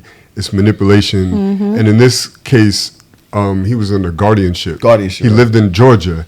And so he didn't personally sign off on it. His guardian signed off on it, which legally his guardian cannot sign off on it because it's in a different state. So they would need a New York representative that has, like proxy to make his decisions to be able to sign off on it. So there's, his guardian could be compromised. They could be in on it. You know what I mean? So it's a lot of things at play. Well, how did it go through then if the guardian was from Georgia and wasn't supposed to? That's why they're fighting it, and that's why they have a lot of legal legs to stand on. But at the end of the day, there was signed off and money was exchanged. You know what I mean? So that's why at some point the sheriffs did come, because this other person technically legally has control of the estate now, because they got paid for the sale of the house, they paid for the sale of the house. So it's if you know all this going on, bro, why are you even in on this? Yo, give my money back. I don't want to be with all this you got going on with this house. It's because of what it's worth. You think about what it's worth. You think about where it is. Like it's more than three. Right. And then if you do construction, right, and then you like fix it up, it's worth even more. I have a deep disdain for deed theft, because that is lightly what happened in my family, where the lawyers had a manipulative kind of deal with one of my cousins, who in my aunt's will was never ever ever supposed to have any control over any of those properties, because she was a drug addict. She was an ex drug addict. So you basically manipulated a crackhead into signing off on selling. She was a crack. Fuck that bitch. Like, spit on her grave type shit. I don't care. You have a crackhead that's in business with lawyers that sold my aunt's legacy 3 brownstones in Bed-Stuy. And this was in 2009. Sold 3 brownstones like they was motherfucking Girl Scout cookies. Like, not even for what they were worth. Who would give that type of power to a crackhead? That's what happens all the time. So my family legacy has been really messed up because of that. But one day, I hope and pray I get one of my aunt's houses back. So in your opinion, though, why do you guys think they're targeting Brooklyn? This neighborhood so this house 15 years ago was worth $750,000. This house worth $3 million right now. Yep. And this neighborhood, there's been other neighborhoods in New York that have gone through what's happening right here. They're about to do all of Atlantic Avenue.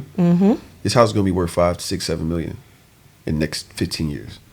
So they're coming in low with high numbers for now, but they know they're going to triple their $1 million investment in a matter of years in this neighborhood. And they also know we don't have the money to keep it.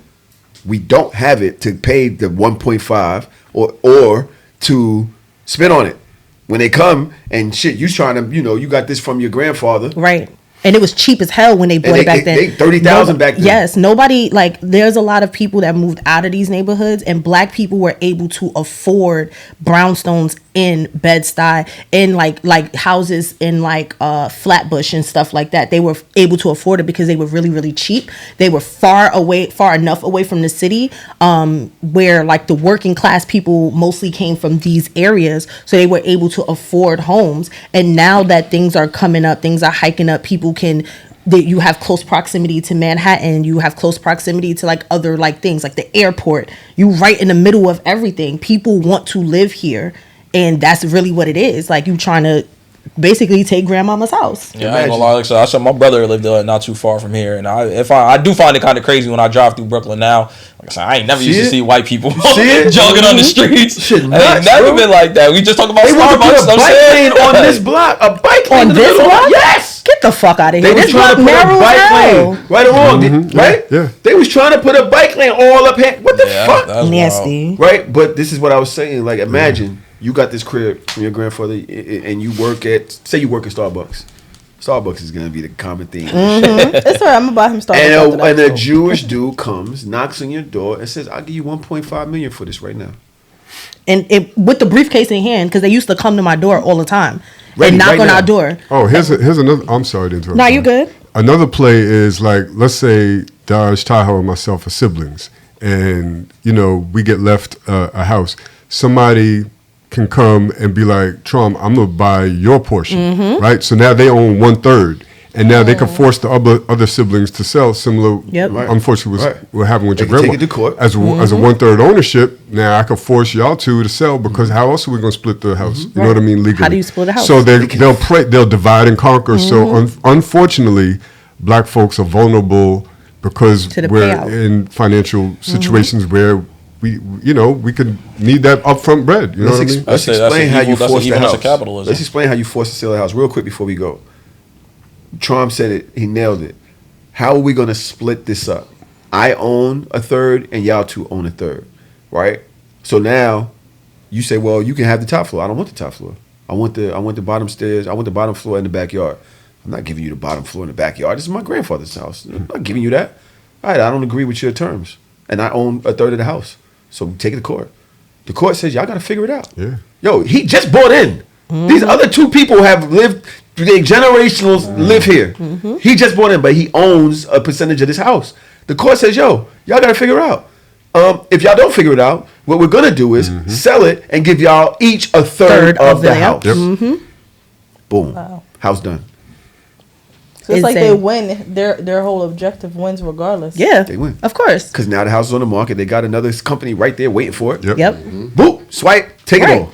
Easy money. Done. I sell it to what is it, like the Remax or the Trulia or something like that I got a homie in. They get the commission. Now we still got the house. Like it's a business. I'm telling y'all, I will never forget watching these Jewish men just come knock on every door on They my still do it block. to my shit. And They still do it to you? And they don't even They do it to care apartments, too. about whether it's profitable. Yeah, they don't. Because part of their beliefs is just to own real estate. So they don't even care if the cash flow is going to have a net gain or not. So, and if you think about it, where we are in proximity to Crown Heights and South Williamsburg, we're right there. So they're just They Right in the eat middle. The whole shit up. coming in. And All then right, if well- they don't, they just rent out rooms to a bunch of people and you just charging $1,200 for a closet. So I'm this is a family house. My mom and my daughter. I live here. I rent out an apartment upstairs.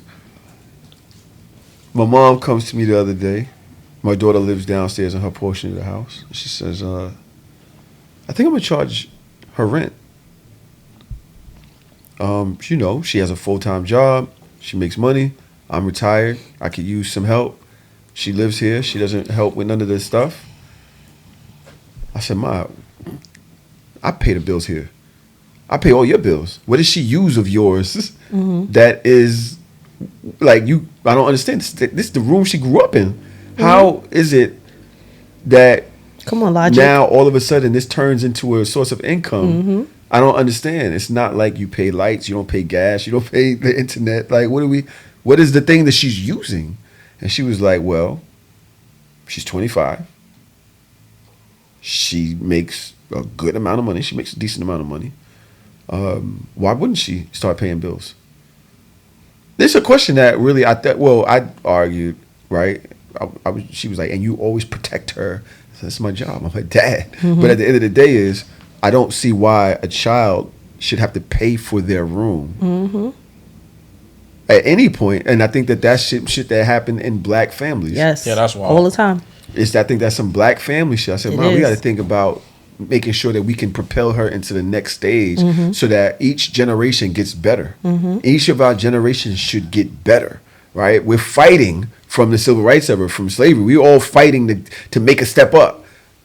Why would we take that income from her right now and where she's at in her life? You know, I just don't think that it makes sense. So we had a whole conversation about it. But it seems like y'all all agree with me. Does anybody disagree?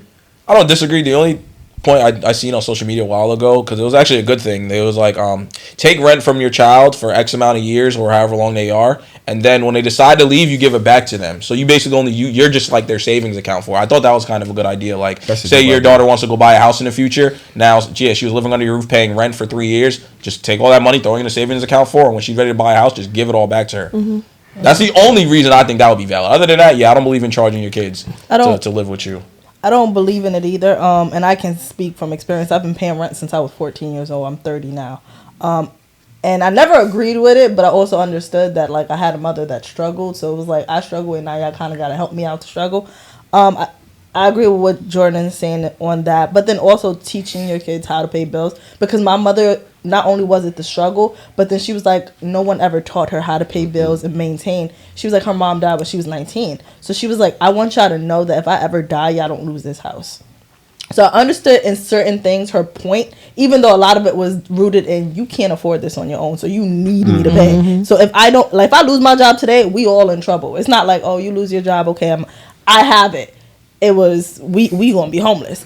But I do believe in making your kids save, so that way, or just showing them, like, this is how much the rent is, this is how you pay the light bill, and allowing them that liberty to, next month I need you to take care of the light bill. Not because I need you to, but I need you to know how to do it. That if daddy goes, or if a man ever puts you out, or if a woman ever puts you out, you know how to get it on your own. And I'm really big on that. Like, did I like paying bills since I was 14? Absolutely not. I don't like them now. But did it teach me that if you ever put me out, I'm good. I'm straight. I know how to make it happen for myself.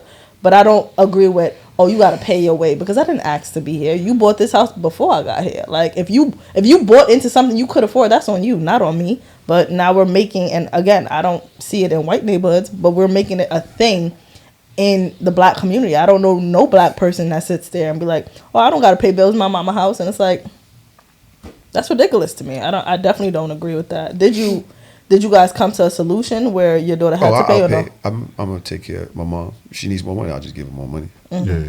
Yeah, because I think that's the origin of it. Like, I remember when my grandmother, God rest her soul, she tried to pull that on me, and I was like, listen here, that's absolutely not going to happen. But if you need something, I got you. Just tell me. But what we're not going to do is, you're not going to charge me for the same room that I lived in for free for you bully your decade. Grandma? It's not a bully. You definitely bullied her. Then I bullied her. That's what's not going to happen. Yeah, that's not going to happen. Shorty, like, I love you so much, but no, like, girl, you tried to bully me. Like, the fuck? But I get what Don's saying. She's like, yo, I can give you the bread, but we got to frame it differently. Right. It's not like, oh, you're 19 now and you're working, so I'm also going to school. I'm also paying my way through all of these degrees. Like, I need you to relax, shorty. There's a world where I disagree with all of this. How so? Not you start the conversation going that's what you do. That's what I do. That's I what know you how do. to do this, right? But you just spending your money on takeout and shoes. Not you pocket watching at that. You can't I use that word. Don't pocket watch. The people around you is handling life, and you kind of just skipping through it, because now if you took on that responsibility, if you're actually working towards goals, right? If you're actually living real life, because how long am I going to shelter you for? Right? There's rich people out there that was like that will tell you they're not giving no money to their children unless they are working hard at living, right? And then I'll make sure that you got it. But I'm not going to shelter you. To your point, Jaylin, you kind of aren't being trained for real life. You getting all this money because you got a great job with your degree and everything, right? And you just your degree and everything. Yeah, with your little degree, you getting all this money, but your spending habits are crazy.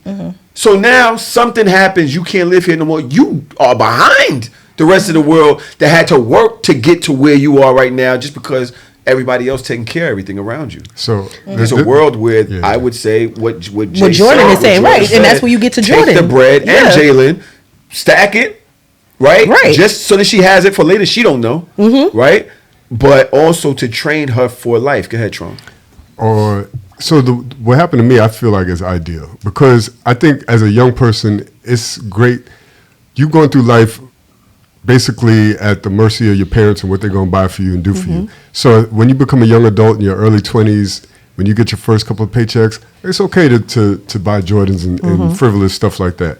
I think that should last for a couple of years if y'all have the ability to do so, right? And then at some point, so what happened with me, I remember when I was young, in my young 20s, all my paycheck was going to my frivolous spending, right? I could, go to Miami, whatever, buy Iceberg, buy name brand shit that I can't even afford right now, right? But then it got to the point where my parents never put me out the house, but they did say, I'm going to help you buy your own house, but you need to put up a portion of down payment. So at that point, I knew I had to raise $20,000. So I had to stop in my mid-20s where all of my friends is going on trips. I had to stop going on trips, be more responsible. So I had the best of both worlds. You know what I mean? I had those couple of years where I was being frivolous. And, to Jordan's point, instead of paying rent, I was saving money for the crib. Or, you know what I mean? Or I could have gave the money to my parents and they saved it, but whoever saves it is irrelevant. At some point, that should be a conversation. Like, okay, you could spend a little frivolously for now, but after a couple of years, sit down and be like, all right, I'm not asking you to pay rent, but I'm gonna put you on a timeline where you gotta have your own. You should have X amount saved up.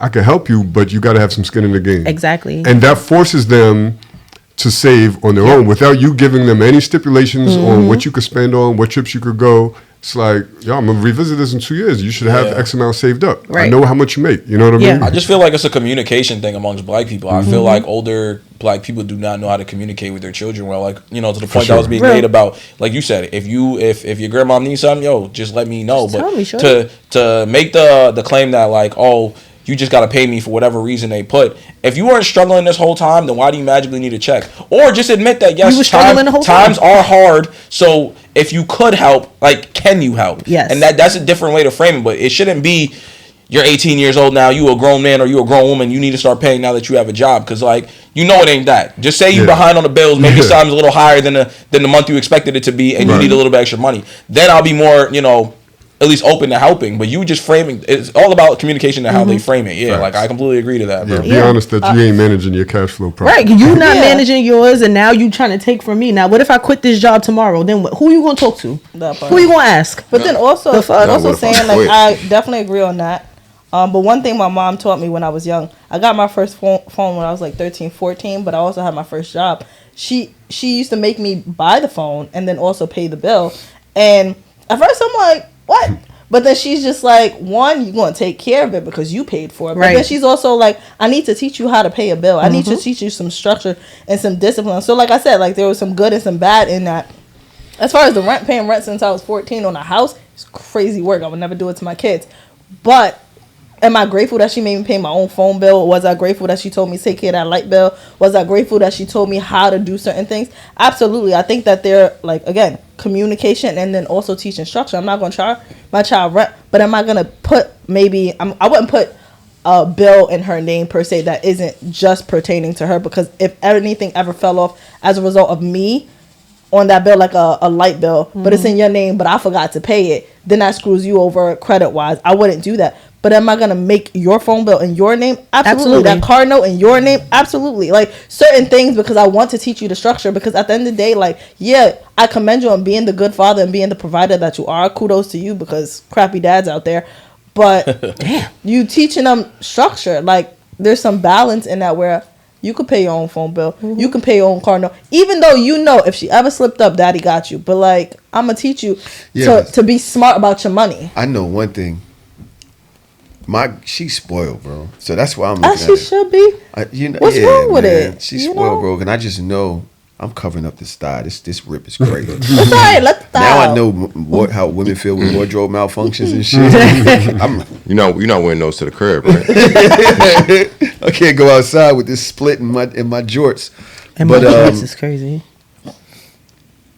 Yeah, well, as I was saying, she's spoiled, and so I just know that if my mom was to tell her that 500, even if we plan to put it away for her, she would hold that resentment forever, bro. You think that's more of a reason to do it, honestly. And that's what I keep thinking about. Like, you would really feel a way. Yeah, but don't frame it as rent. I think there's certain words that are triggers to people. Remember we had this conversation, like the word obedient. Like, don't tell me to be obedient. That's the one way, like, you might get your shit rocked for that. Like, I'm not a puppy. However, there's a way that you can frame it. Like, listen, you're 25 and I'm very proud of you. You're a college graduate. You have a great job. You're doing amazing things.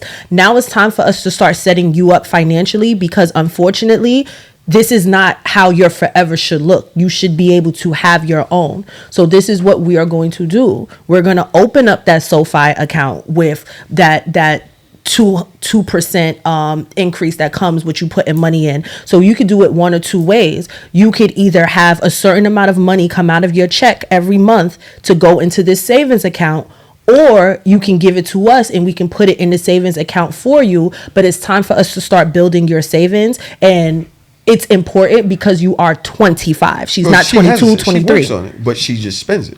But that's why it cannot be something that is easily or readily accessible. Because when you spend frivolously, the minute that you want to do something that are outside of your means, the first thing you do is go into your savings. So this is a conversation about, you are a full-grown adult.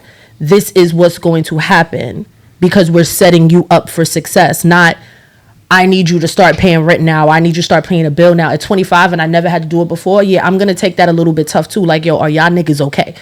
You just have to frame it the right way and have the conversation and let her know that this is not an open discussion. This is the elders of your life. We're telling you this is how you're going to set yourself up for success. If you haven't thought about this before, this is the reason why we are here. We're going to set you up for success. Jay looks spaced out. You good, bro? No, I'm sturdy. You sure? Yeah. You disagree with what she's saying? Nah, not at all. Trom, close this up. What do you think? I agree with everything that Dash said. The only thing I would add is, instead of putting the money in a savings, put it in like compounding interest type Roth account. IRA Yeah, type. exactly. Either way. Something like that. And yeah, and I think if you teach her like what you're doing rather than the rent, because that's what we do in the Black community, rather than saying that, because the reality is it's not going to rent. I want you to have a savings account, because if ever I put you out, or if anything ever happens to you, I need to put you out is crazy. Well, but the reality is that people do switch up. Like, let's be honest. Like, it happens. Like, I'm be first. I was actually put out of my house after an argument. Did I dip? Absolutely. But like, the reality is, it can happen. If you set her up, I feel like she's more open, because now it feels like you're protecting me. And you know what I mean? Now I feel like my dad got me. You know what I mean? He want me to put it in a savings account and maybe allow her to start with the number. So maybe she can tell you the first number, and later on you can increase it, because she already has a trust. You have a bond. You have an understanding. But I think people disagree because of lack of knowledge. So if you just tell me, explain what a Roth IRA is, explain the point, explain the risk, explain all this stuff of not having a savings account and not having this, and then also show her you have a savings account. Open it right now and show me what you got. It should be the same exact amount, but it's not, because you dip into it. So let me help structure you, so that way you can own the house, and when your kids come, you don't got to charge them rent. Like, it's about how you communicate it, and it's okay. And I feel like she'll be very open to it. And you could start, $250 a month. You make $4,000 a month. $250 is nothing to you. You spend more than that on a bag. Next 3 months, $500 a month. This $100 a month, and celebrate the small wins. Next month, in 6 months you'll have $5,000. I'm proud of you. Let's increase that, because the more money you have, when you start seeing more money, you're like, oh, I'm really doing that. Like, when I started saving a few years ago, I was doing it onto a 401k.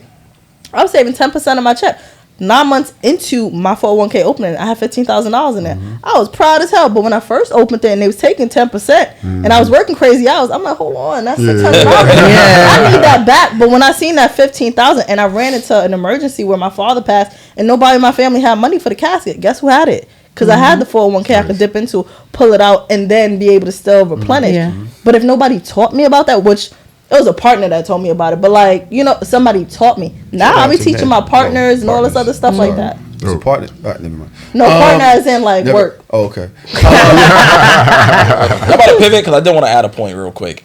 Just real fast. Because I don't know if it's just me and the trauma that I went through in my life, but I feel like a lot of kids nowadays should be kind of raised on survival. And hear me out before they kind of kill me.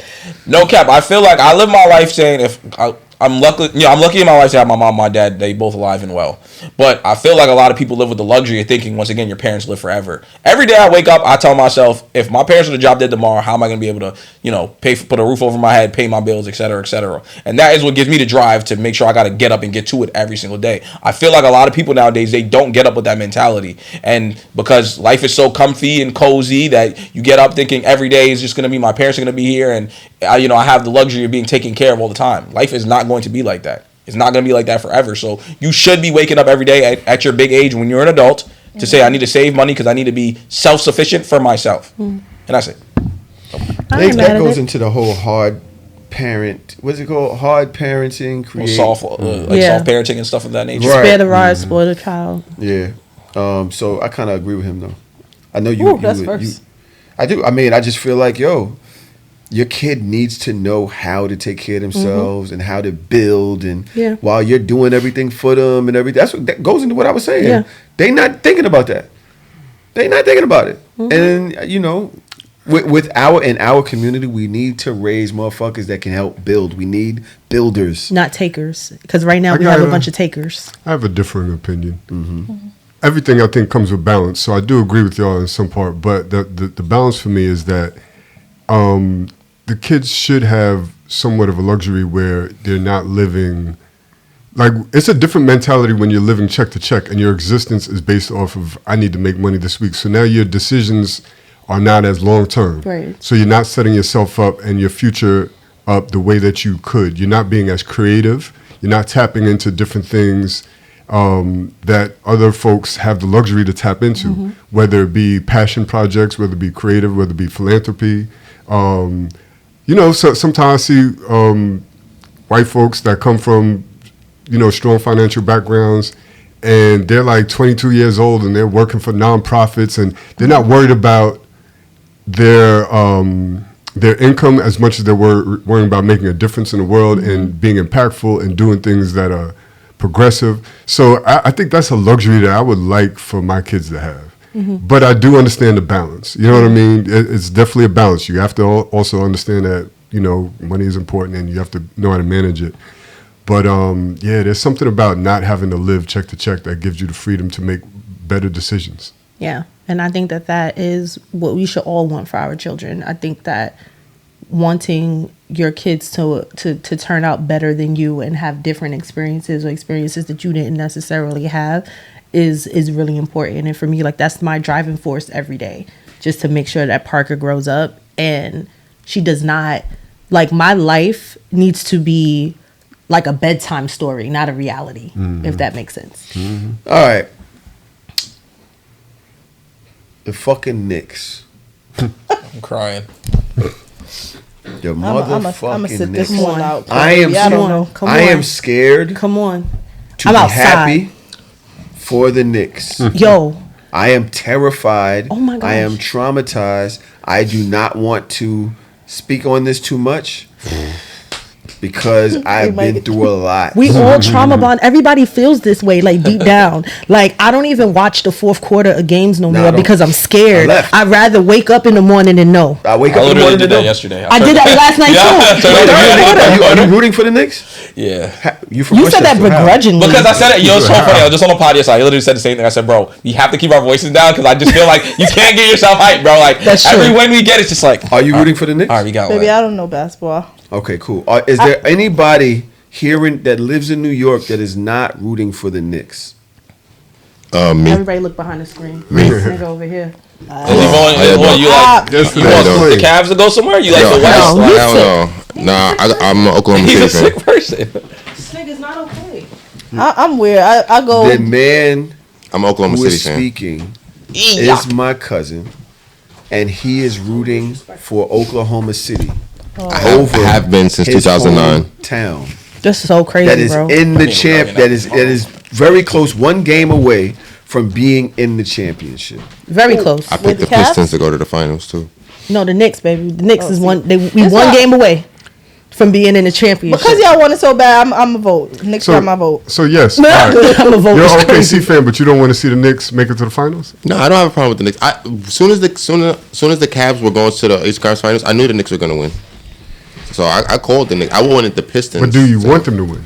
The finals, not against Oklahoma City? No, the Eastern Conference finals. Yeah, hell yeah. I don't want to see the Cavaliers in the finals. He wants. Were you always an OKC guy, or you just like SGA? Since 2009.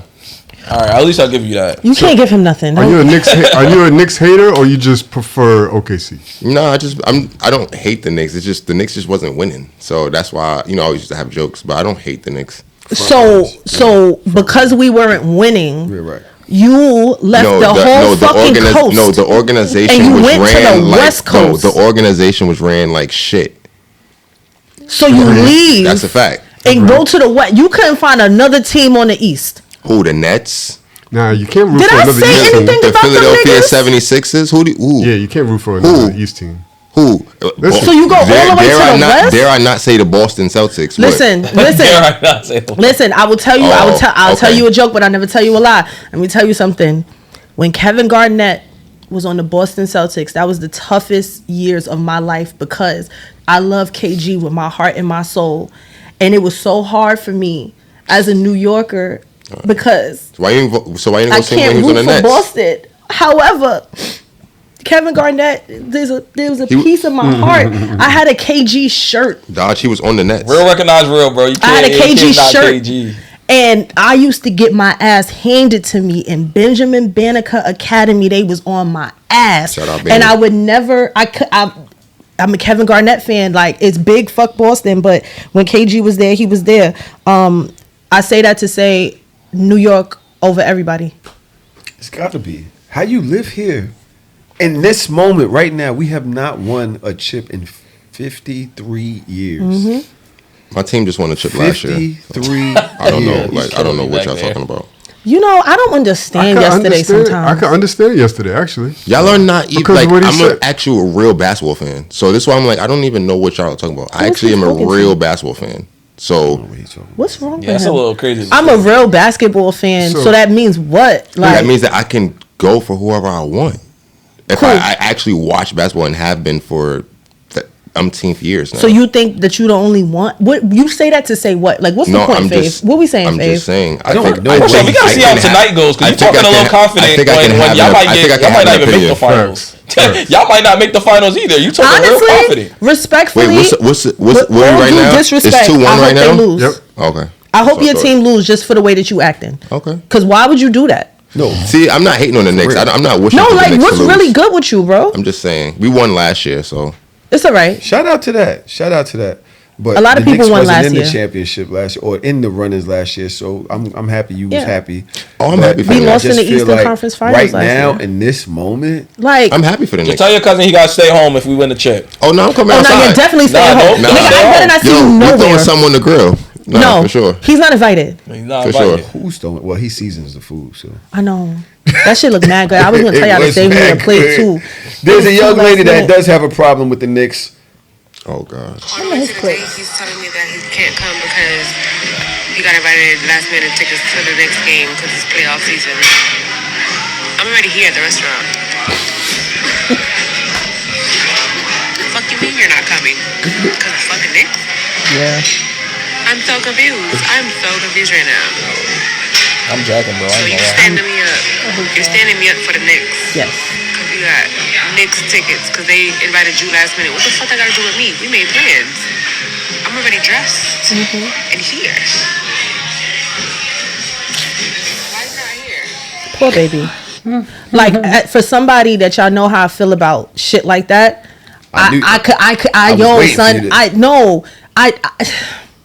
There's a difference between like the girl me and the New Yorker me. Like the New Yorker me, I feel homie. Like, and that is an experience of a lifetime. Like, you're not gonna remember this random little date, but I'm gonna remember going to see the Knicks in the playoffs with my boys. Like, that's something that's deep to me. You feel me?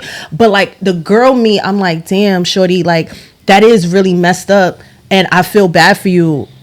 However, I'm sorry. Like, you really at least want pay me for my drinks. to not go to the playoff game? Yeah, like that's crazy, bro. Dodge, you'll be okay. I would leave my family for the playoff game. Like if I had to go between one of my kids' games and somebody invited me to a Knick playoff game, the babysitter won't be there with Parker. Dodge, if you was going on a date with somebody and there was the same thing happened, you would go to the Knick game and leave the date. Absolutely.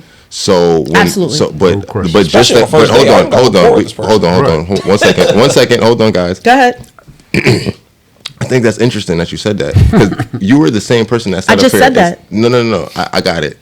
But you were the same person that said that if you were going on a date with somebody and they had to push the plans back to, like, assist their parents or something. Yes. You said that was just because that's not an emergency. That's not the same. The Knicks are an emergency. Taking your mother the Knicks to are the an grocery emergency store versus a playoff game. Right. Yes, the Knicks are an emergency. Yes, absolutely. Right. I'm so sorry.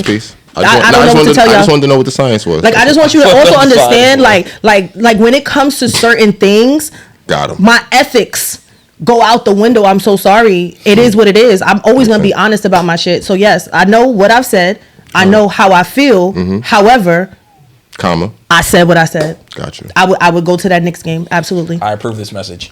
I do too. And I think it would go, both ways. Like, whatever the equivalent for a Knicks ticket, playoff ticket is for her, backstage at a Beyonce concert or some shit. Oh yeah, nigga, you're out of here. Yeah, you're out of here. It's a first date, right? I don't know.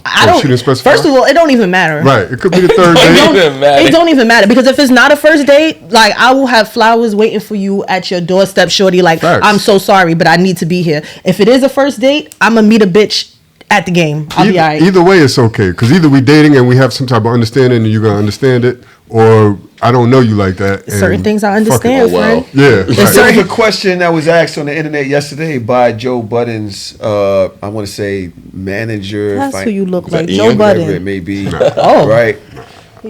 I've never heard that. That's insane. Fine. Crazy. I've heard I sound, but whatever. Ian has worked closely with Joe on his rise to success. Right, very closely. I remember hearing his name for years with their, doing whatever they're doing. He asked on the internet, as a serious podcaster, content creator, would you rather take $100,000 cash or a series of meetings with Joe and I? What? I'll take 100,000 cash. 100,000 cash meetings with y'all. What? I'll take the 500K. I can't learn shit from 100, bro. I know that's the Drake. That's the Drake line. $5 rather than a meeting. If you actually watch their platform, they gave you the blueprint, so there's nothing for us to talk about. Yeah, personally, like, y'all literally gave the blueprint. Ian made a podcast talking about however much they have. He was like, if you take 10% of your Patreon earnings, depending on how much how much you make, I was like, bro, you're sturdy, bro. And that's what they literally modeled their whole business thing off of, bro. That's when they stopped doing the Spotify shit, because he was like, yo, all we need is 10% of our following that watches them on YouTube to subscribe to Patreon, and that's it. After that, they run, obviously the regular merch, live shows. They gave the game out, so hell no, give me 100K for sure. There is more to gain from personal relationships, but the best response to this, I heard this response to the Jay-Z versus 500K combo, and if you are somewhat in a very stable financial situation, then you take the meeting because you already got the bread. 100K isn't much to you if you're a multimillionaire.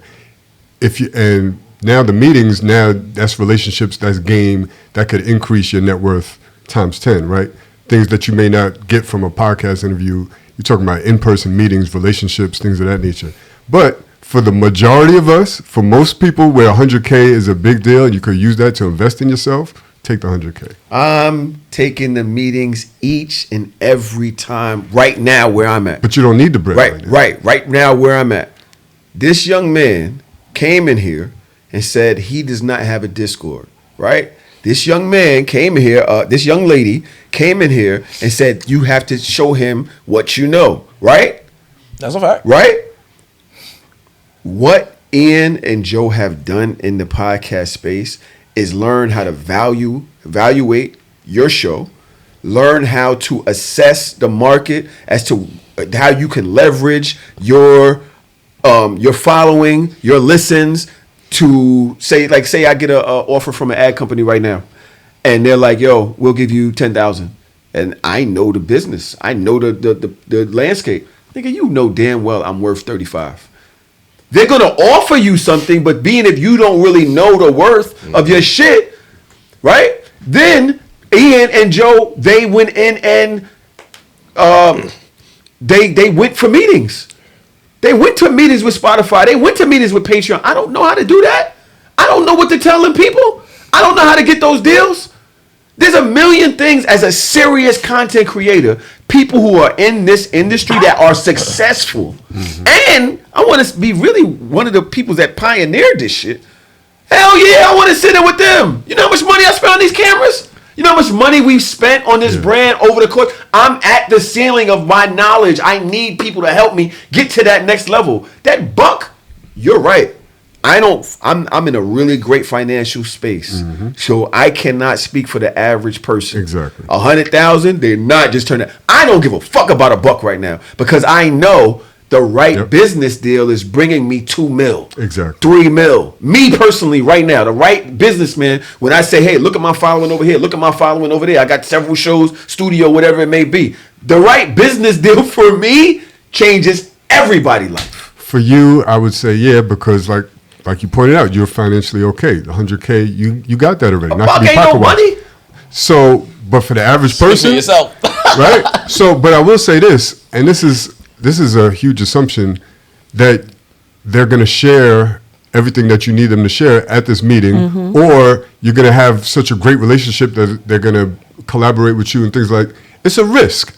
It's a risk that you, Tahoe, should take because you already have 100K. Right. But for people that don't have 100K, that's a huge risk. Now, Jay, 500,000 or a dinner with Jay-Z? 400,000 again. Every time. I'm taking What the fuck Jay-Z gonna tell me that's worth $500,000? I'm taking that, bro. What are you gonna tell me? You taking the meeting with Jay-Z?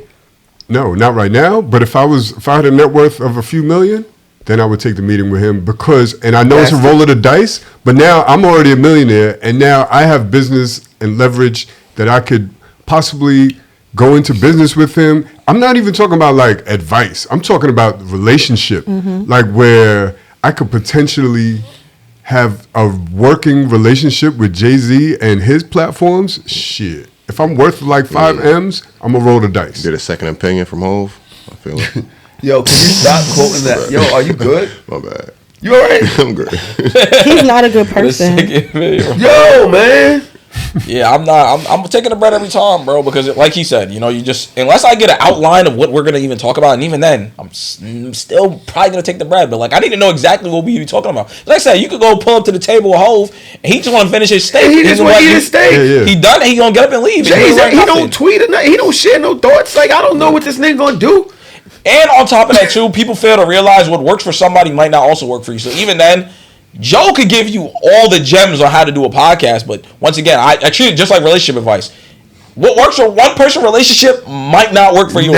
But what works for that person's business might not work for your business. But math and science is different. There is ways that I can ask certain questions. How do you evaluate your platform? How do you know what your platform is worth? How do you? What's the language to get people to put a check on the table? Like, I don't know how to walk in them buildings. I literally just be going off and hoping. And I've made deals before. I remember it was one time, and yesterday can attest to this. We had a major brand deal, and they offered me $300 and something a month, and I said no, I'm not doing that because I knew what we was worth for one thing, right? And so they was like, well, based off of this and that, this is what we're willing to do, right? I went back, I thought about it, and I said, well, if that's the case, our TikTok has 115,000 followers. Our Instagram has 115, something like that, 1,000. Why not include the social media into this deal and then come back and tell me what that's worth? They came back with a deal in 4 figures. Right? I wouldn't have known that without the experience of the game and listening to Joe and them. I swear to God, listening to them and knowing how to leverage certain shit in these meetings. I know there's more that I need to know that nobody around me can tell me. But that's what I'm saying. I mean, I guess it's how you listen. Because I'm not gonna say I know everything, but that I would have known to leverage if I had a meeting of such sorts. Like, and that's the main, just business 101. I'm never gonna take what I'm already making. So if I make, say, my podcast, let's use little numbers. If I make $500 a month and your brand offer me $500, no, not taking it because I can make that on my own. You gotta up it every time. I want to add this one piece of context. For you to meet with Joe makes a lot of sense because of your life. Ian, I want to meet Ian. But I'm saying, Joe, cool. Joe and Ian, right? Because of your life as a podcast host, as a content creator, and everything that you're doing is aligned with that. And now you have also something that you can offer to them, especially if they have a podcast network and things of that nature. It's right up your lane. The average person, I don't have any leverage or anything that I can gain directly from Joe and Ian where I would be willing to roll the dice on. Pod or content creators. Right, okay. And same thing with the meeting with Jay-Z. If you're somebody like a La Russell, yo, give me a meeting with Jay-Z because I have something that I can leverage with him that I could, and I know my relationship with him could be worth multi-millions. Jaylin, is there anybody out there, right, where this number was on the table, say $125,000, I'm gonna up it, but you would rather that meeting with them or a series of meetings, and why? Ooh. I think knowledge is important, so I can't think of the person specifically that I'm like, yeah, I want to absorb from you. But if it's the right person on the path that I'm going, yeah, I would definitely take the meeting because I do care about the knowledge. But at this financial state, $100,000, I'm not gonna act like it doesn't take me to a different place. I will also consider whether or not what knowledge can you give me that can also take me to that financial place or pass it. It's got to be past because reality is a lot of people don't want the meeting with Jay-Z because it's like, what you gonna give me that I can't get on my own, or are you gonna give me anything? So off the top of my head, because I'm like a baby creator, yeah, like I'm not like in it like y'all, but like I'm a baby creator. I can't think of somebody. I didn't know what you was trying to say. No, baby creator. I was about to say I'm really the baby creator, but go ahead. No, I'm small time. I don't really do this like big numbers and stuff, but I do enjoy it. Off the top of my head, somebody that I do think I'll say Tiana Taylor, because I like her flexibility that she can fit in whatever. I don't know the proper word. Whatever field she steps into, she's gonna fit. And I would love to know how to do that as like a person generally, but then also on a business mindset, from singing to acting to business to music to producing. I like the verse of her in a sense. So would I take a meeting with her over the few $100,000? Also because I believe that having her being in the same rooms with her can get me that money, then yeah.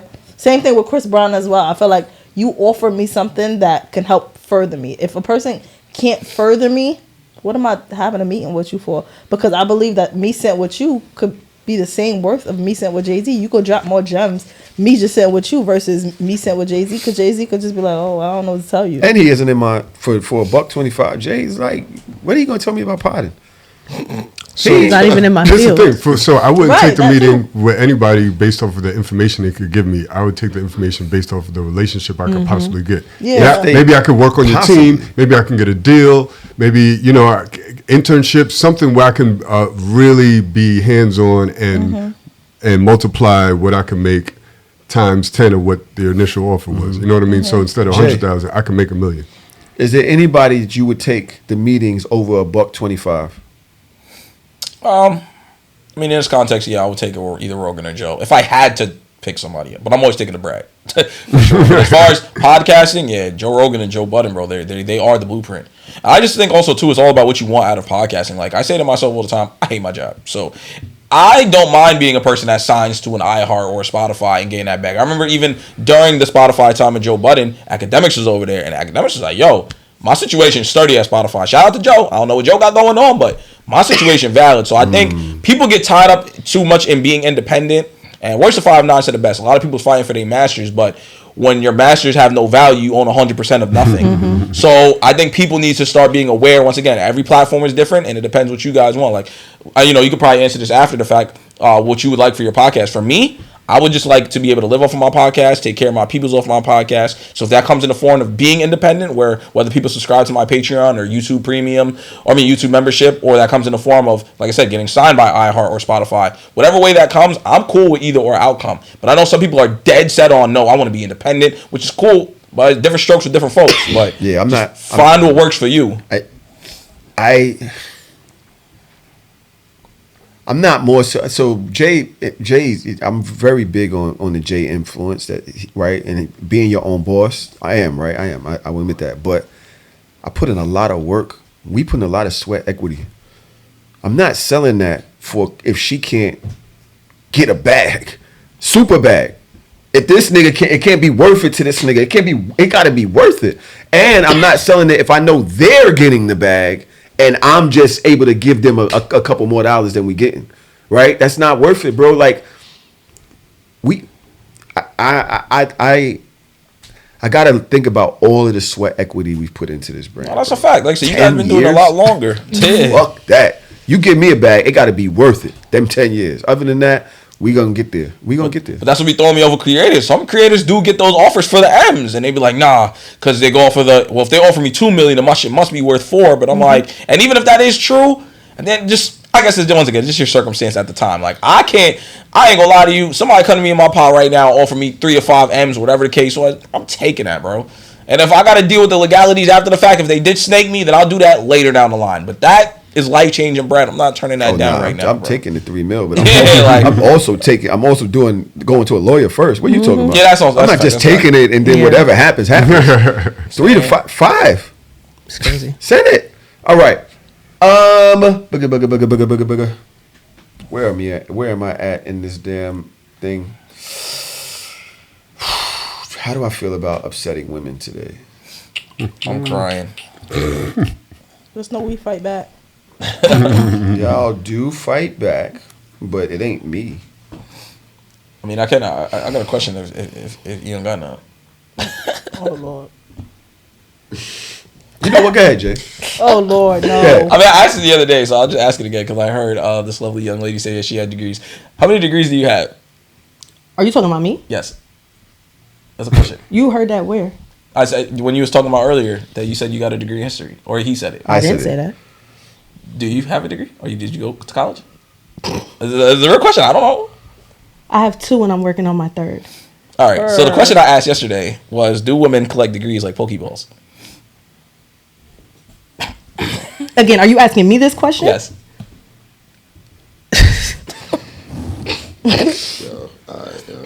I asked this because if you give me the preface it with more context. I asked this because I had an argument about women being more successful than men, and the argument came from women saying that women are more have better on the academic standpoint over men. But I argued, I was like, well, that's because women get into more of a workforce that requires you guys to have degrees like social work, nursing, law, etc., etc. More men can lean towards trades like HVAC technicians, being a plumber, etc., etc. So it doesn't require men to have to go to school, or at least not traditional school, to make a successful living for themselves. And then also the conversation also stemmed from a lot of women getting degrees and things that they have that they end up getting a degree for something that they don't end up using. So I just want to ask you, how do you feel about everything I said? I see you shaking his head over there. That's lovely. I love your opinion. However, I am a learner. I am an educator. I am also a principal. So for me, education is number 1. I don't think I collect degrees like Pokeballs. I collect degrees so that I am continuously learning, always going to be sharp. I don't like to be put in a box or in a corner. And all 3 of my degrees are in 3 completely different things, all of which I use every day. Like one of my degrees is in this right here. Let me ask you a question. The canola oil. Do you not think that men should have those degrees as well? I sure do, because they be dumb. I believe so, yeah. So, like, I was watching a comedian the other day, and he was talking to a young lady, and she said she's in law school. She's about to be a lawyer. And she was with a guy, and he was a maintenance man.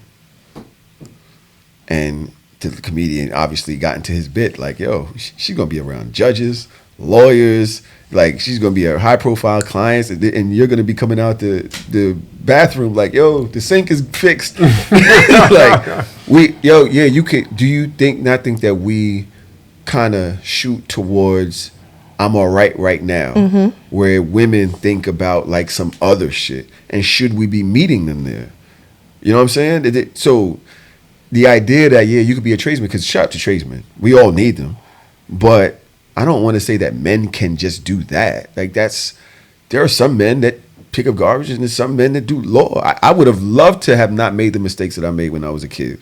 You know what I'm saying? And shit, I have a friend right now, Mark. This nigga has his own medical practice in like 2 states. Like, you know what I'm saying? Like, me and this man rode the bus together. We slapboxed every day. We went to school together. But I was more focused on basketball and playing around with girls or whatever. And he, who actually had a girlfriend, I was just trying to get girls. He had a girl. But he went to fucking law school and married my high school sweetheart, but whatever. Bum ass nigga. I know you listening too. Yeah, that's some bum shit, but shout out, I love you though. But still, I would have rather chose his life or made his choices than the ones that I made. You know what I mean?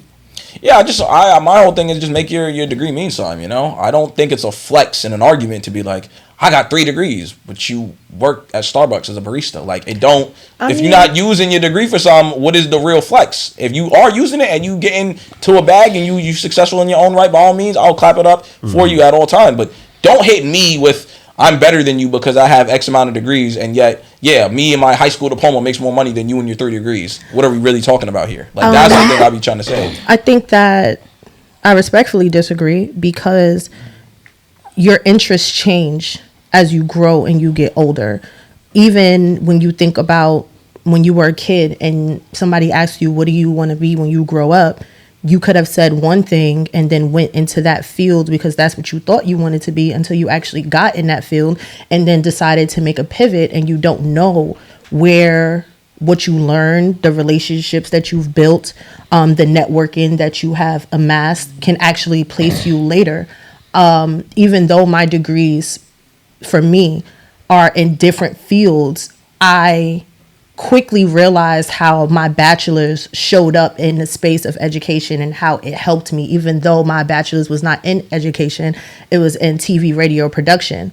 But then when I started working in a school and we got a contract with Disney Junior, and we had theater and we had lights that need to be operated and cameras that need to be operated and music that need to be operated, and I have a degree and I have a background in all of these things. Oh shit, even though now I'm in education, I can use this degree because I know how to work a soundboard, I know how to work cameras, I know how to work lights, I know how to set a stage, I know how to run lines with somebody, I know how to build it from the bottom to the top. Thank God for that degree, instead of just having a random gym teacher that don't know how to do nothing, and then the production is fucked up. And I ran Disney Junior for 4 years. We did Annie, we did The Lion King, 3 years, and we did Hairspray, and it was amazing. So the degree helped in that setting, and it also helped set up other young kids to see that you can do many different things. Like, yeah, I'm a teacher by day, but when we're doing these things in the afternoon, I'm showing you what I know how to do in different places, in different spaces. I can go to my school and set up a podcast club. What? Oh, I'm sorry, because the last segment I didn't speak at all, and I'm the only person that you didn't ask the question to. But bro, sorry, myself. I'll shut up. Didn't have a period the whole time. You just. I'm sorry. I apologize. I'm just saying. No, it's cool. You got it. Because talk about your degrees. I don't have them. Exactly. Talk about them. So sorry. You did. I'm putting my degrees to the side. You did that. With my 4.0 and my master's currently. No, you're good. Go ahead. It's crazy. What you want to talk about, honey? It's crazy in the background for me. Discuss it. What you want to talk about? Go ahead, pivot. What was your other question? God. Huh? What was your This is other a hostile Thank work you. environment. It's a hot. You see, I'm getting beat up on. No, you're not. I'm chilling. Sorry. It's tough. Sorry for answering your question. I appreciate you.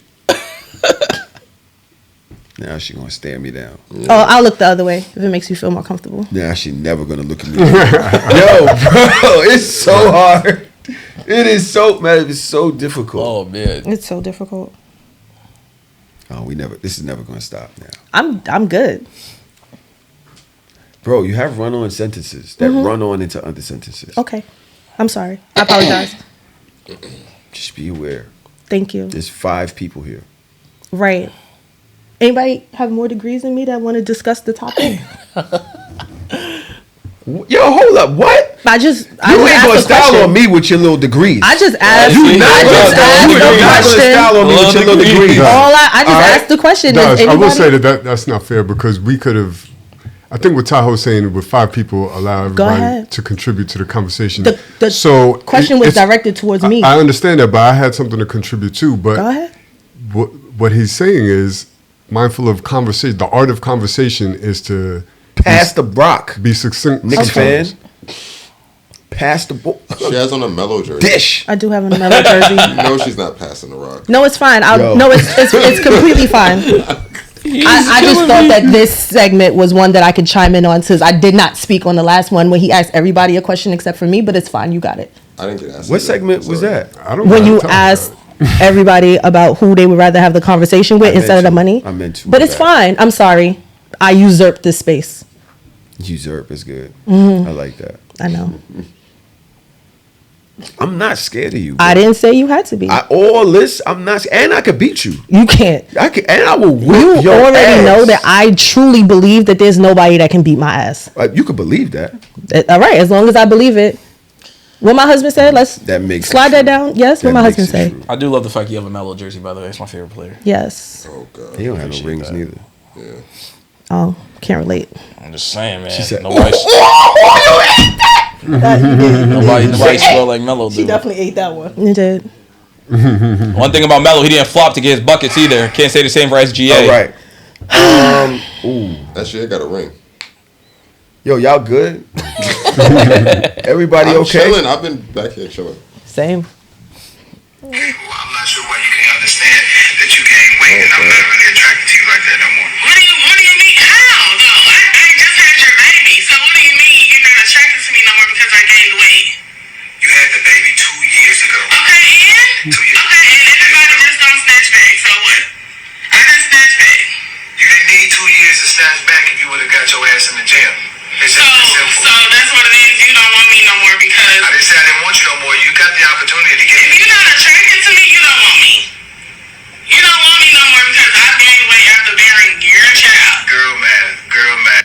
This is what men say about y'all do not listen. This man is expressing to you what he doesn't like. He never said that he didn't want to be with you. He just said, I need you to get in the gym and lose that weight. I am losing attraction to you. It's not that I don't want to thug it out and I don't not want to be with you. I'm just telling you how I feel. And this is what men say when they say, y'all cannot handle the truth. But y'all are always like, tell me the truth, tell me the truth. He telling her. And before y'all be like, she had a baby 2 years ago. Get in the gym. Get the fuck in the gym. You are making excuses for yourself. And ladies, stop making excuses for each other. But again, I'm your girl, J Monique, and who can play that game right. Make sure you like, comment, and share to a friend that needs to hear this. I think the women should speak first. Good job, bro. And don't say it, Jordan, because Jordan loves to like, oh, pick me energy. She waiting for me to want her to say something, by the way. So please, somebody save me. In this situation, I will say it is important to listen, and that it is okay to say I'm losing attraction. I do recognize that he did say it's not that I don't want you, I'm just not attracted to you, and that's the reality. Because if my man don't get his hair cut, he start not having himself together, I mean, I love that man down. But the attraction can go. So do I think that matters? Yes. But do I also think that it's a sensitive topic? Because as a woman, your body does change when you are carrying a child, and this thing's beyond our control. And sometimes a gym ain't going to change a little extra action. So it's just like, at the end of the day, if you love me, and you understand that my body changed for you. Not because, I just wanted my body to change on my own. You decided to put a kid in me, so you are a part of this. So I don't think he was wrong in what he was saying. I think she was just in her feelings for whatever the reason was. But it is understandable on both sides. She probably felt like not beautiful. She probably fights within herself as a woman. And then hearing the person that she loved and made the child for also say it back, and it's like, you don't know what she's struggling with. And I think that a lot of men voice their opinions without fully understanding like what it is to carry the child, what it is to look at yourself and not feel beautiful, but you created this beautiful thing, and it's like, but I don't feel beautiful anymore behind something like that. And then, here goes the man, you're not attractive anymore, and I see you on Instagram liking the next girl's picture, and now it's like an insecurity thing. So Josh, bro, come on, bro. I agree with everything that you said, Jay. Like, I think that you did that beautifully. Thanks, girl. You're welcome. Tension thicker than German guard dogs. Nah, there's no tension. I'm chilling. What do the guys think? I love it when y'all speak on like women issues. It's so much fun. I actually think that his approach was wrong. You think he approached her wrong? The way he spoke to her, I wouldn't. There's a way to give constructive criticism that wouldn't be taken a certain way, right? Obviously, this is going to be a tricky conversation anyway. But I feel like his approach was mad harsh with somebody that you love that has a real reasoning behind it. Women's bodies is literally, they like shift. Their whole shit like cracks apart or some shit to fit a baby in it, and stretches and all types of other shit. So in the midst of all that, all right, she could have went to the gym, but the way he said it, I ain't know if I fucked with that. I don't know. Y'all want to hear it again? Well, I don't necessarily want to hear it again. I feel like there's more to the like with everything. There's more context. How did this conversation start? Yeah. Did he start right there? You know what I mean? Was there something that led up to that conversation? Did she say something to him that made him respond? Like, there's a lot of things to it, but I agree with you. Like, based off of what we know, like, you got to understand that it's a sensitive issue to talk about a woman's weight, whether she had a baby or not. You know what I mean? So the way you approach that is definitely something that you would be very strategic about and be careful with what you say.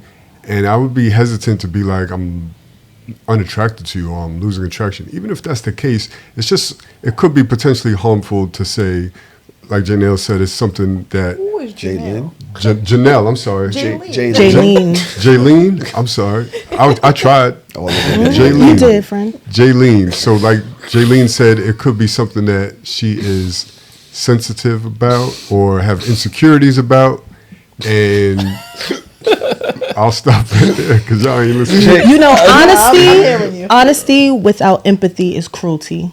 I don't think that was the first conversation, though. She got one-liners now. My only question is there a proper way of having that conversation now? I feel like there's no way to phrase that without it coming off as being like you sound like a douche. No, because I had a conversation with somebody, right? And I'm not going to go too deep because I am going to send them a link to this podcast and I don't want them to eat me up, right? I had a conversation with somebody, and straightforward, I told them their parents wasn't crap. They abandoned them. I read them for filth. But the reality is, did I say it in a nice way? And did I make sure we have the relationship? Did I make sure that we were on the same page? Did I make sure, like, I need you to understand my intention? Because this person was reacting a certain way, and their behaviors that they were exhibiting, I'm like, this is a direct reflection of how you were raised. And I said some harsh things, but in a nice way. You can tell me I'm getting big without calling me a fat, big slob. You can be like, I noticed you gaining some weight and things are not fitting. And so, especially with somebody you love, when the person I love talks to me, it's a way in which you talk to me. I can hear anything from the person that I love. Just know how to talk to me. This ain't a man on the street. A man on the street, it's no right way to say it. You some other person. The man I lay down with, absolutely is a way in which you could talk to me. But the triggering part of that conversation, when she definitely said, I'm not interested in going back to the gym. So, all right, what do you say to that? I brought it up to you because I was concerned as a husband or boyfriend, whatever his case was in that clip. I said it to you as a concerned partner, And now you look me dead in my face and say I have no interest in losing this weight. Now where do we go from here? Well, that wasn't what she said. Yeah, it was not no interest in losing the weight. I think that there is a major implication that people have to understand is a mental component when you have a child. And 2 years is not that long of a time. Like, it's just not. Like, it is when you say it out loud, but when you're actually in it and you're living in it, there are certain things that are a bigger priority. There are certain things that are on a woman's mind in that space that it might take a little bit longer than 2 years for me to even get the motivation for myself to even feel like I can make it back to where I was or where I started. And I don't need...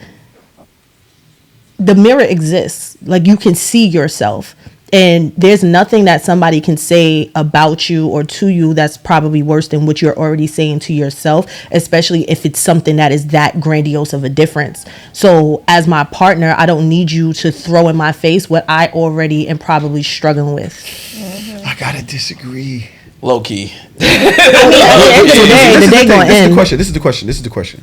What if she asks why y'all don't have sex like y'all used to, and you're just admitting that you're not as attracted because of the weight? That's what I was getting at too, and I was like, yeah, what if you're just trying to be honest, but you're not being like a douchebag about it, but it's kind of like, it's just I think it still has to be done in a certain way. Yeah, I think there's a okay to say, what's the way? My sexual desire is like, babe, I'm not attracted. It's a way in which you can tell somebody I'm not attracted. Is the conversation possibly gonna wait? You really think that you can get that off? Wait, hold on. It is a way in which to say I am not attracted to you, or I'm not attracted to certain things without being offensive. Or in reality, it's okay to be offensive. Like the conversation I had with the person about their upbringing. Guess what? They started crying because it really did hurt. But did they understand me? Yes. But it's a way in which you say it. You don't got to be aggressive with it. Listen, sexually, I'm not as turned on. You know the things that turn me on. You know the curves about your body and this, and the third. You know that's how I am.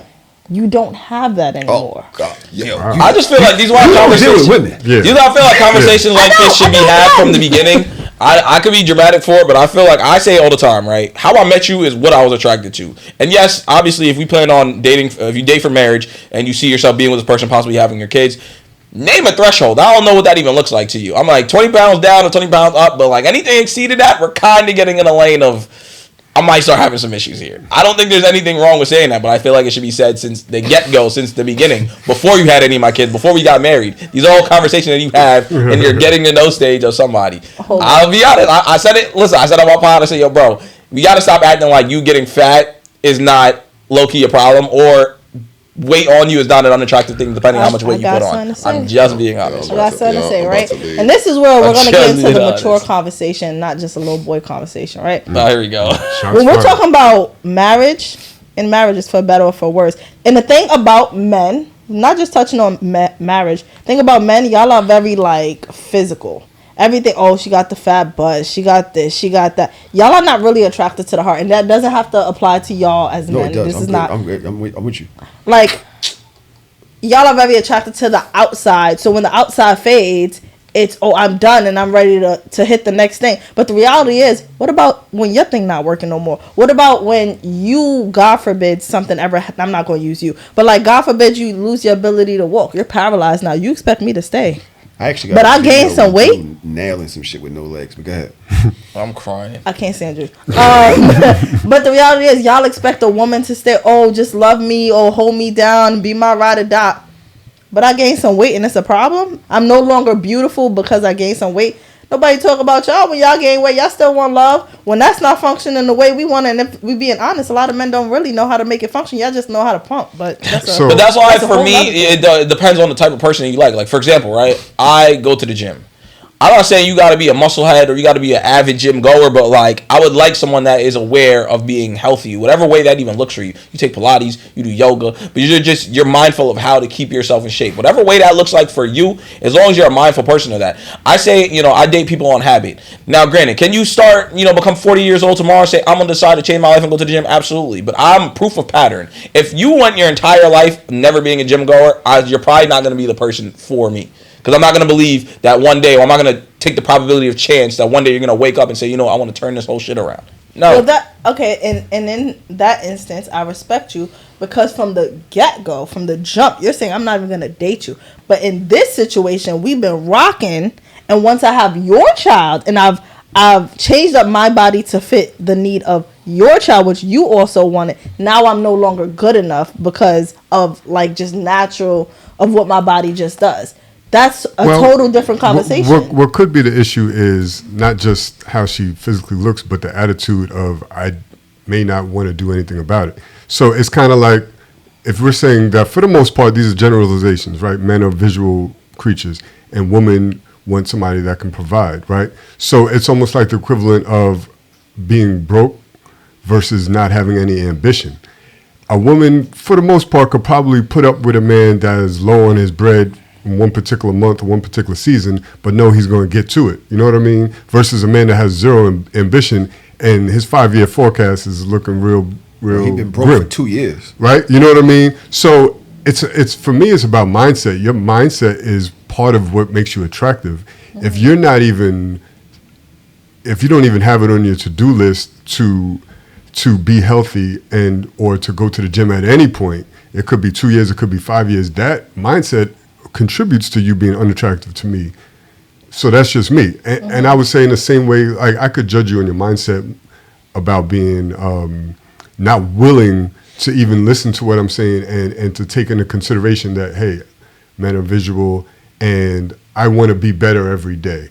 And if you don't have that mindset that you want to be better every day, that to me is more important than the actual output of it or the outcome of it. You know what I mean? I think that I don't like it. No, I feel like we being super. I feel like we being super like. But this is not a black and white situation. Yeah, but 2 years after a baby, she's more concerned. That first year, she's still healing, sleeping with third eye open. She's not thinking about sucking dick.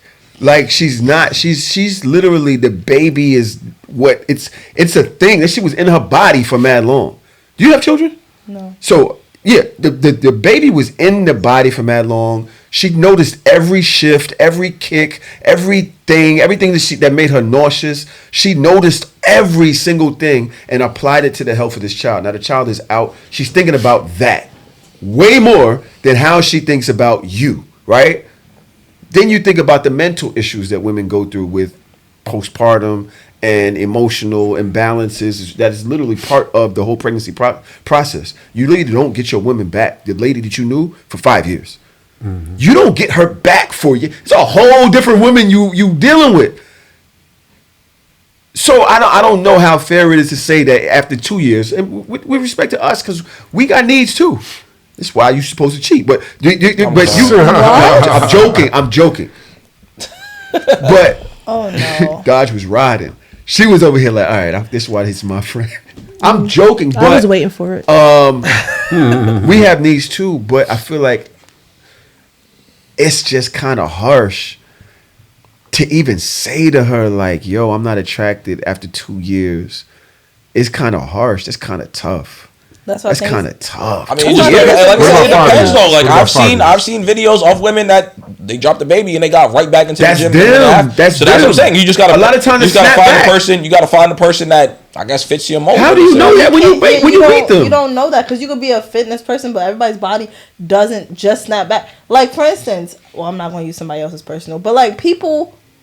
You could carry a pregnancy and not know that you're going to, once your 5th month, you're going to start having difficulties. You're going to be bedridden. You're going to have clots. You're going to have this. You don't know what it is. So it's like, is it by choice that every woman just wants to gain 20 pounds and then an extra 30 and not be back to what she is? No, that's nobody's goal unless you was like a skinny mini and you was like, I'm trying to get thick after this baby. Nobody's goal is to just be big and uncomfortable or unattractive to their partner. But the reality is your body's still in healing after that 9 months, that 4 or 5 months. I'm breastfeeding. I'm doing this, mentally challenging some things. And it's just like, I feel like it's it's a gray area. It's an unfair conversation where I do understand that men do have needs, but then that's where I go where it's just like, why are you really there? Is it just the physical stuff? Because if it's the physical stuff, you didn't love that person from but 2 years is a long time. So I agree with everything that Tahoe was saying. Like, I'm so sensitive to a woman that gives birth. I would never put those types of it's a good man demands on a woman. So what I'm talking about is more like, I'm talking about kind of like just in general, like a woman that didn't have a baby, right? So if we're so since we are talking about a woman that just had a baby, so 2 years is quick. Is there any time frame where a man can be honest about how he feels about? I think it's literally Jay said earlier. The communication thing is so important because it should never be This doesn't have to be like some shit out the blue. Y'all gotta have a working communication, a way y'all fuck with each other. So if this is your partner, y'all fuck with each other in a certain way. I think there's a way where this isn't a shocking conversation, right? Where maybe, yo, come on, yo, we got these Pilates. Come on, let's do it. We in here. Fuck it. We doing it together. Something where it just doesn't seem like you throwing that shit at her like, bitch, I know what you got going on. In my imagination, it went down exactly the way you said. Like, she was like, how come you're not intimate with me? You're not initiating sex. And he was like, well, I'm not as attracted to you as well. That's how I imagine the conversation starting. So I don't think it's like in that regard. Yeah, it's more how else you going to address it? Please speak. What do you want me to say? Your opinion. I have a question for you. Oh. If Taj doesn't have anything to say. Oh, no, I'm good. All right. So 2 years you're saying is a long time, correct? Yes or no? Yeah. Okay. What if, 9 months? This is including the 9 months or after she gave birth? 2 years after the baby. Okay. And that's 3 years. 2 years, 9 months. All right. So it's that you don't look like the way Jay said you used to look with the curves and all that. You look round. I said that. Plus 20. But wow. That's what he said. Don't wow me. So okay, what if she's actively like trying? She's like, hey, I'm changing my eating is sexy. And all that. I agree. But her body didn't change. Ambition as is long as you sexy. try. But wait, get there one her day. body did not change in the last 3 years. Like the weight has been up and down. It's never bounced back to what you're used to, what you were attracted to. But she has put some effort in. But let's say I'm gonna look at you and say that you probably hit the lipo. That's selfish. Why is it selfish? How? You helping her. She's working towards it. She wants it, but she wants it. I'm gonna bring up the yo. No, she can want to lose weight, but what if she's happy at where she is and she's like, I don't want to go ham and I don't want to get lipo, but you're like, you got 20 extra pounds. I don't No. I'm not gonna force you. I'm not forcing. So I'm not gonna like knock you in the point. head and you're gonna wake up strapped to a table and getting the shit sucked out of you. But I wouldn't mind saying like, yo, you want to get them things fixed and you maybe get this thing. Yo, what's up? I'll put it up. If I know you working on it, I'll put it up. What's up? What you want to do? What's wrong with her just staying big? Yeah, that's you don't like the thick madams? I love you, Faye. You don't like I love Big you Mama? so much. I love him so much. You don't like Big Mama? That's all I'm asking. Cause no, I'm not a biggin lover. Wow, y'all hear that, It's ladies? about what you're attracted to. The man in the clip was talking about what's attractive to him, and I think that we could agree. And like Tahoe said, if you are working on being, better physically, I think that is part of the attraction. I don't discriminate. Listen, skinny, mini, thicker, slim, thick. Everything is my bag. You just gotta be put together accordingly, and that's it. But other than that, listen, I ain't got no problem. That's why I feel like for me, I'm not even being like shallow. I feel like if I don't like you, you got a lot going on. Because like I said, I could deal with all weight classes. I ain't gonna lie, like I could punch all of those. Like, wait, is that okay? Isn't that okay to say that I'm not a biggin lover? No, I'm just messing with you. I mean, you might get a certain demographic of Twitter that might fry you. Now, I don't. I'm not saying they. That's not for me. Mm-hmm. No, I'm not calling nobody. What are you calling them? What's the name you use? You saying you want? I do. Listen. That's not my bag. Shout to y'all that's doing y'all. That's not my bag. That's his bag. That's okay. Super his bag, and that's why he's trying to say all that. Definitely not my bag. You like him thick? And yes. And if I get with somebody and they a certain way, like yo, my shorty, one day I ain't gonna lie to you. She pulls up the cover, takes a picture of me under the cover with the flash on, sends it to me like a month later because I was talking about her with some shit. Maybe 2 months later, I don't know. Nigga, my chest was like sunken in. My sides was like hanging over the drawers. I said, yo, what made you take that? because I thought to myself, she was like, oh, I just seen it. I looked and I took the picture. But then I thought about it. She must have wanted some dick. And then see me laying there like that and was like. And your Homer Simpson vibes. Yeah. Click.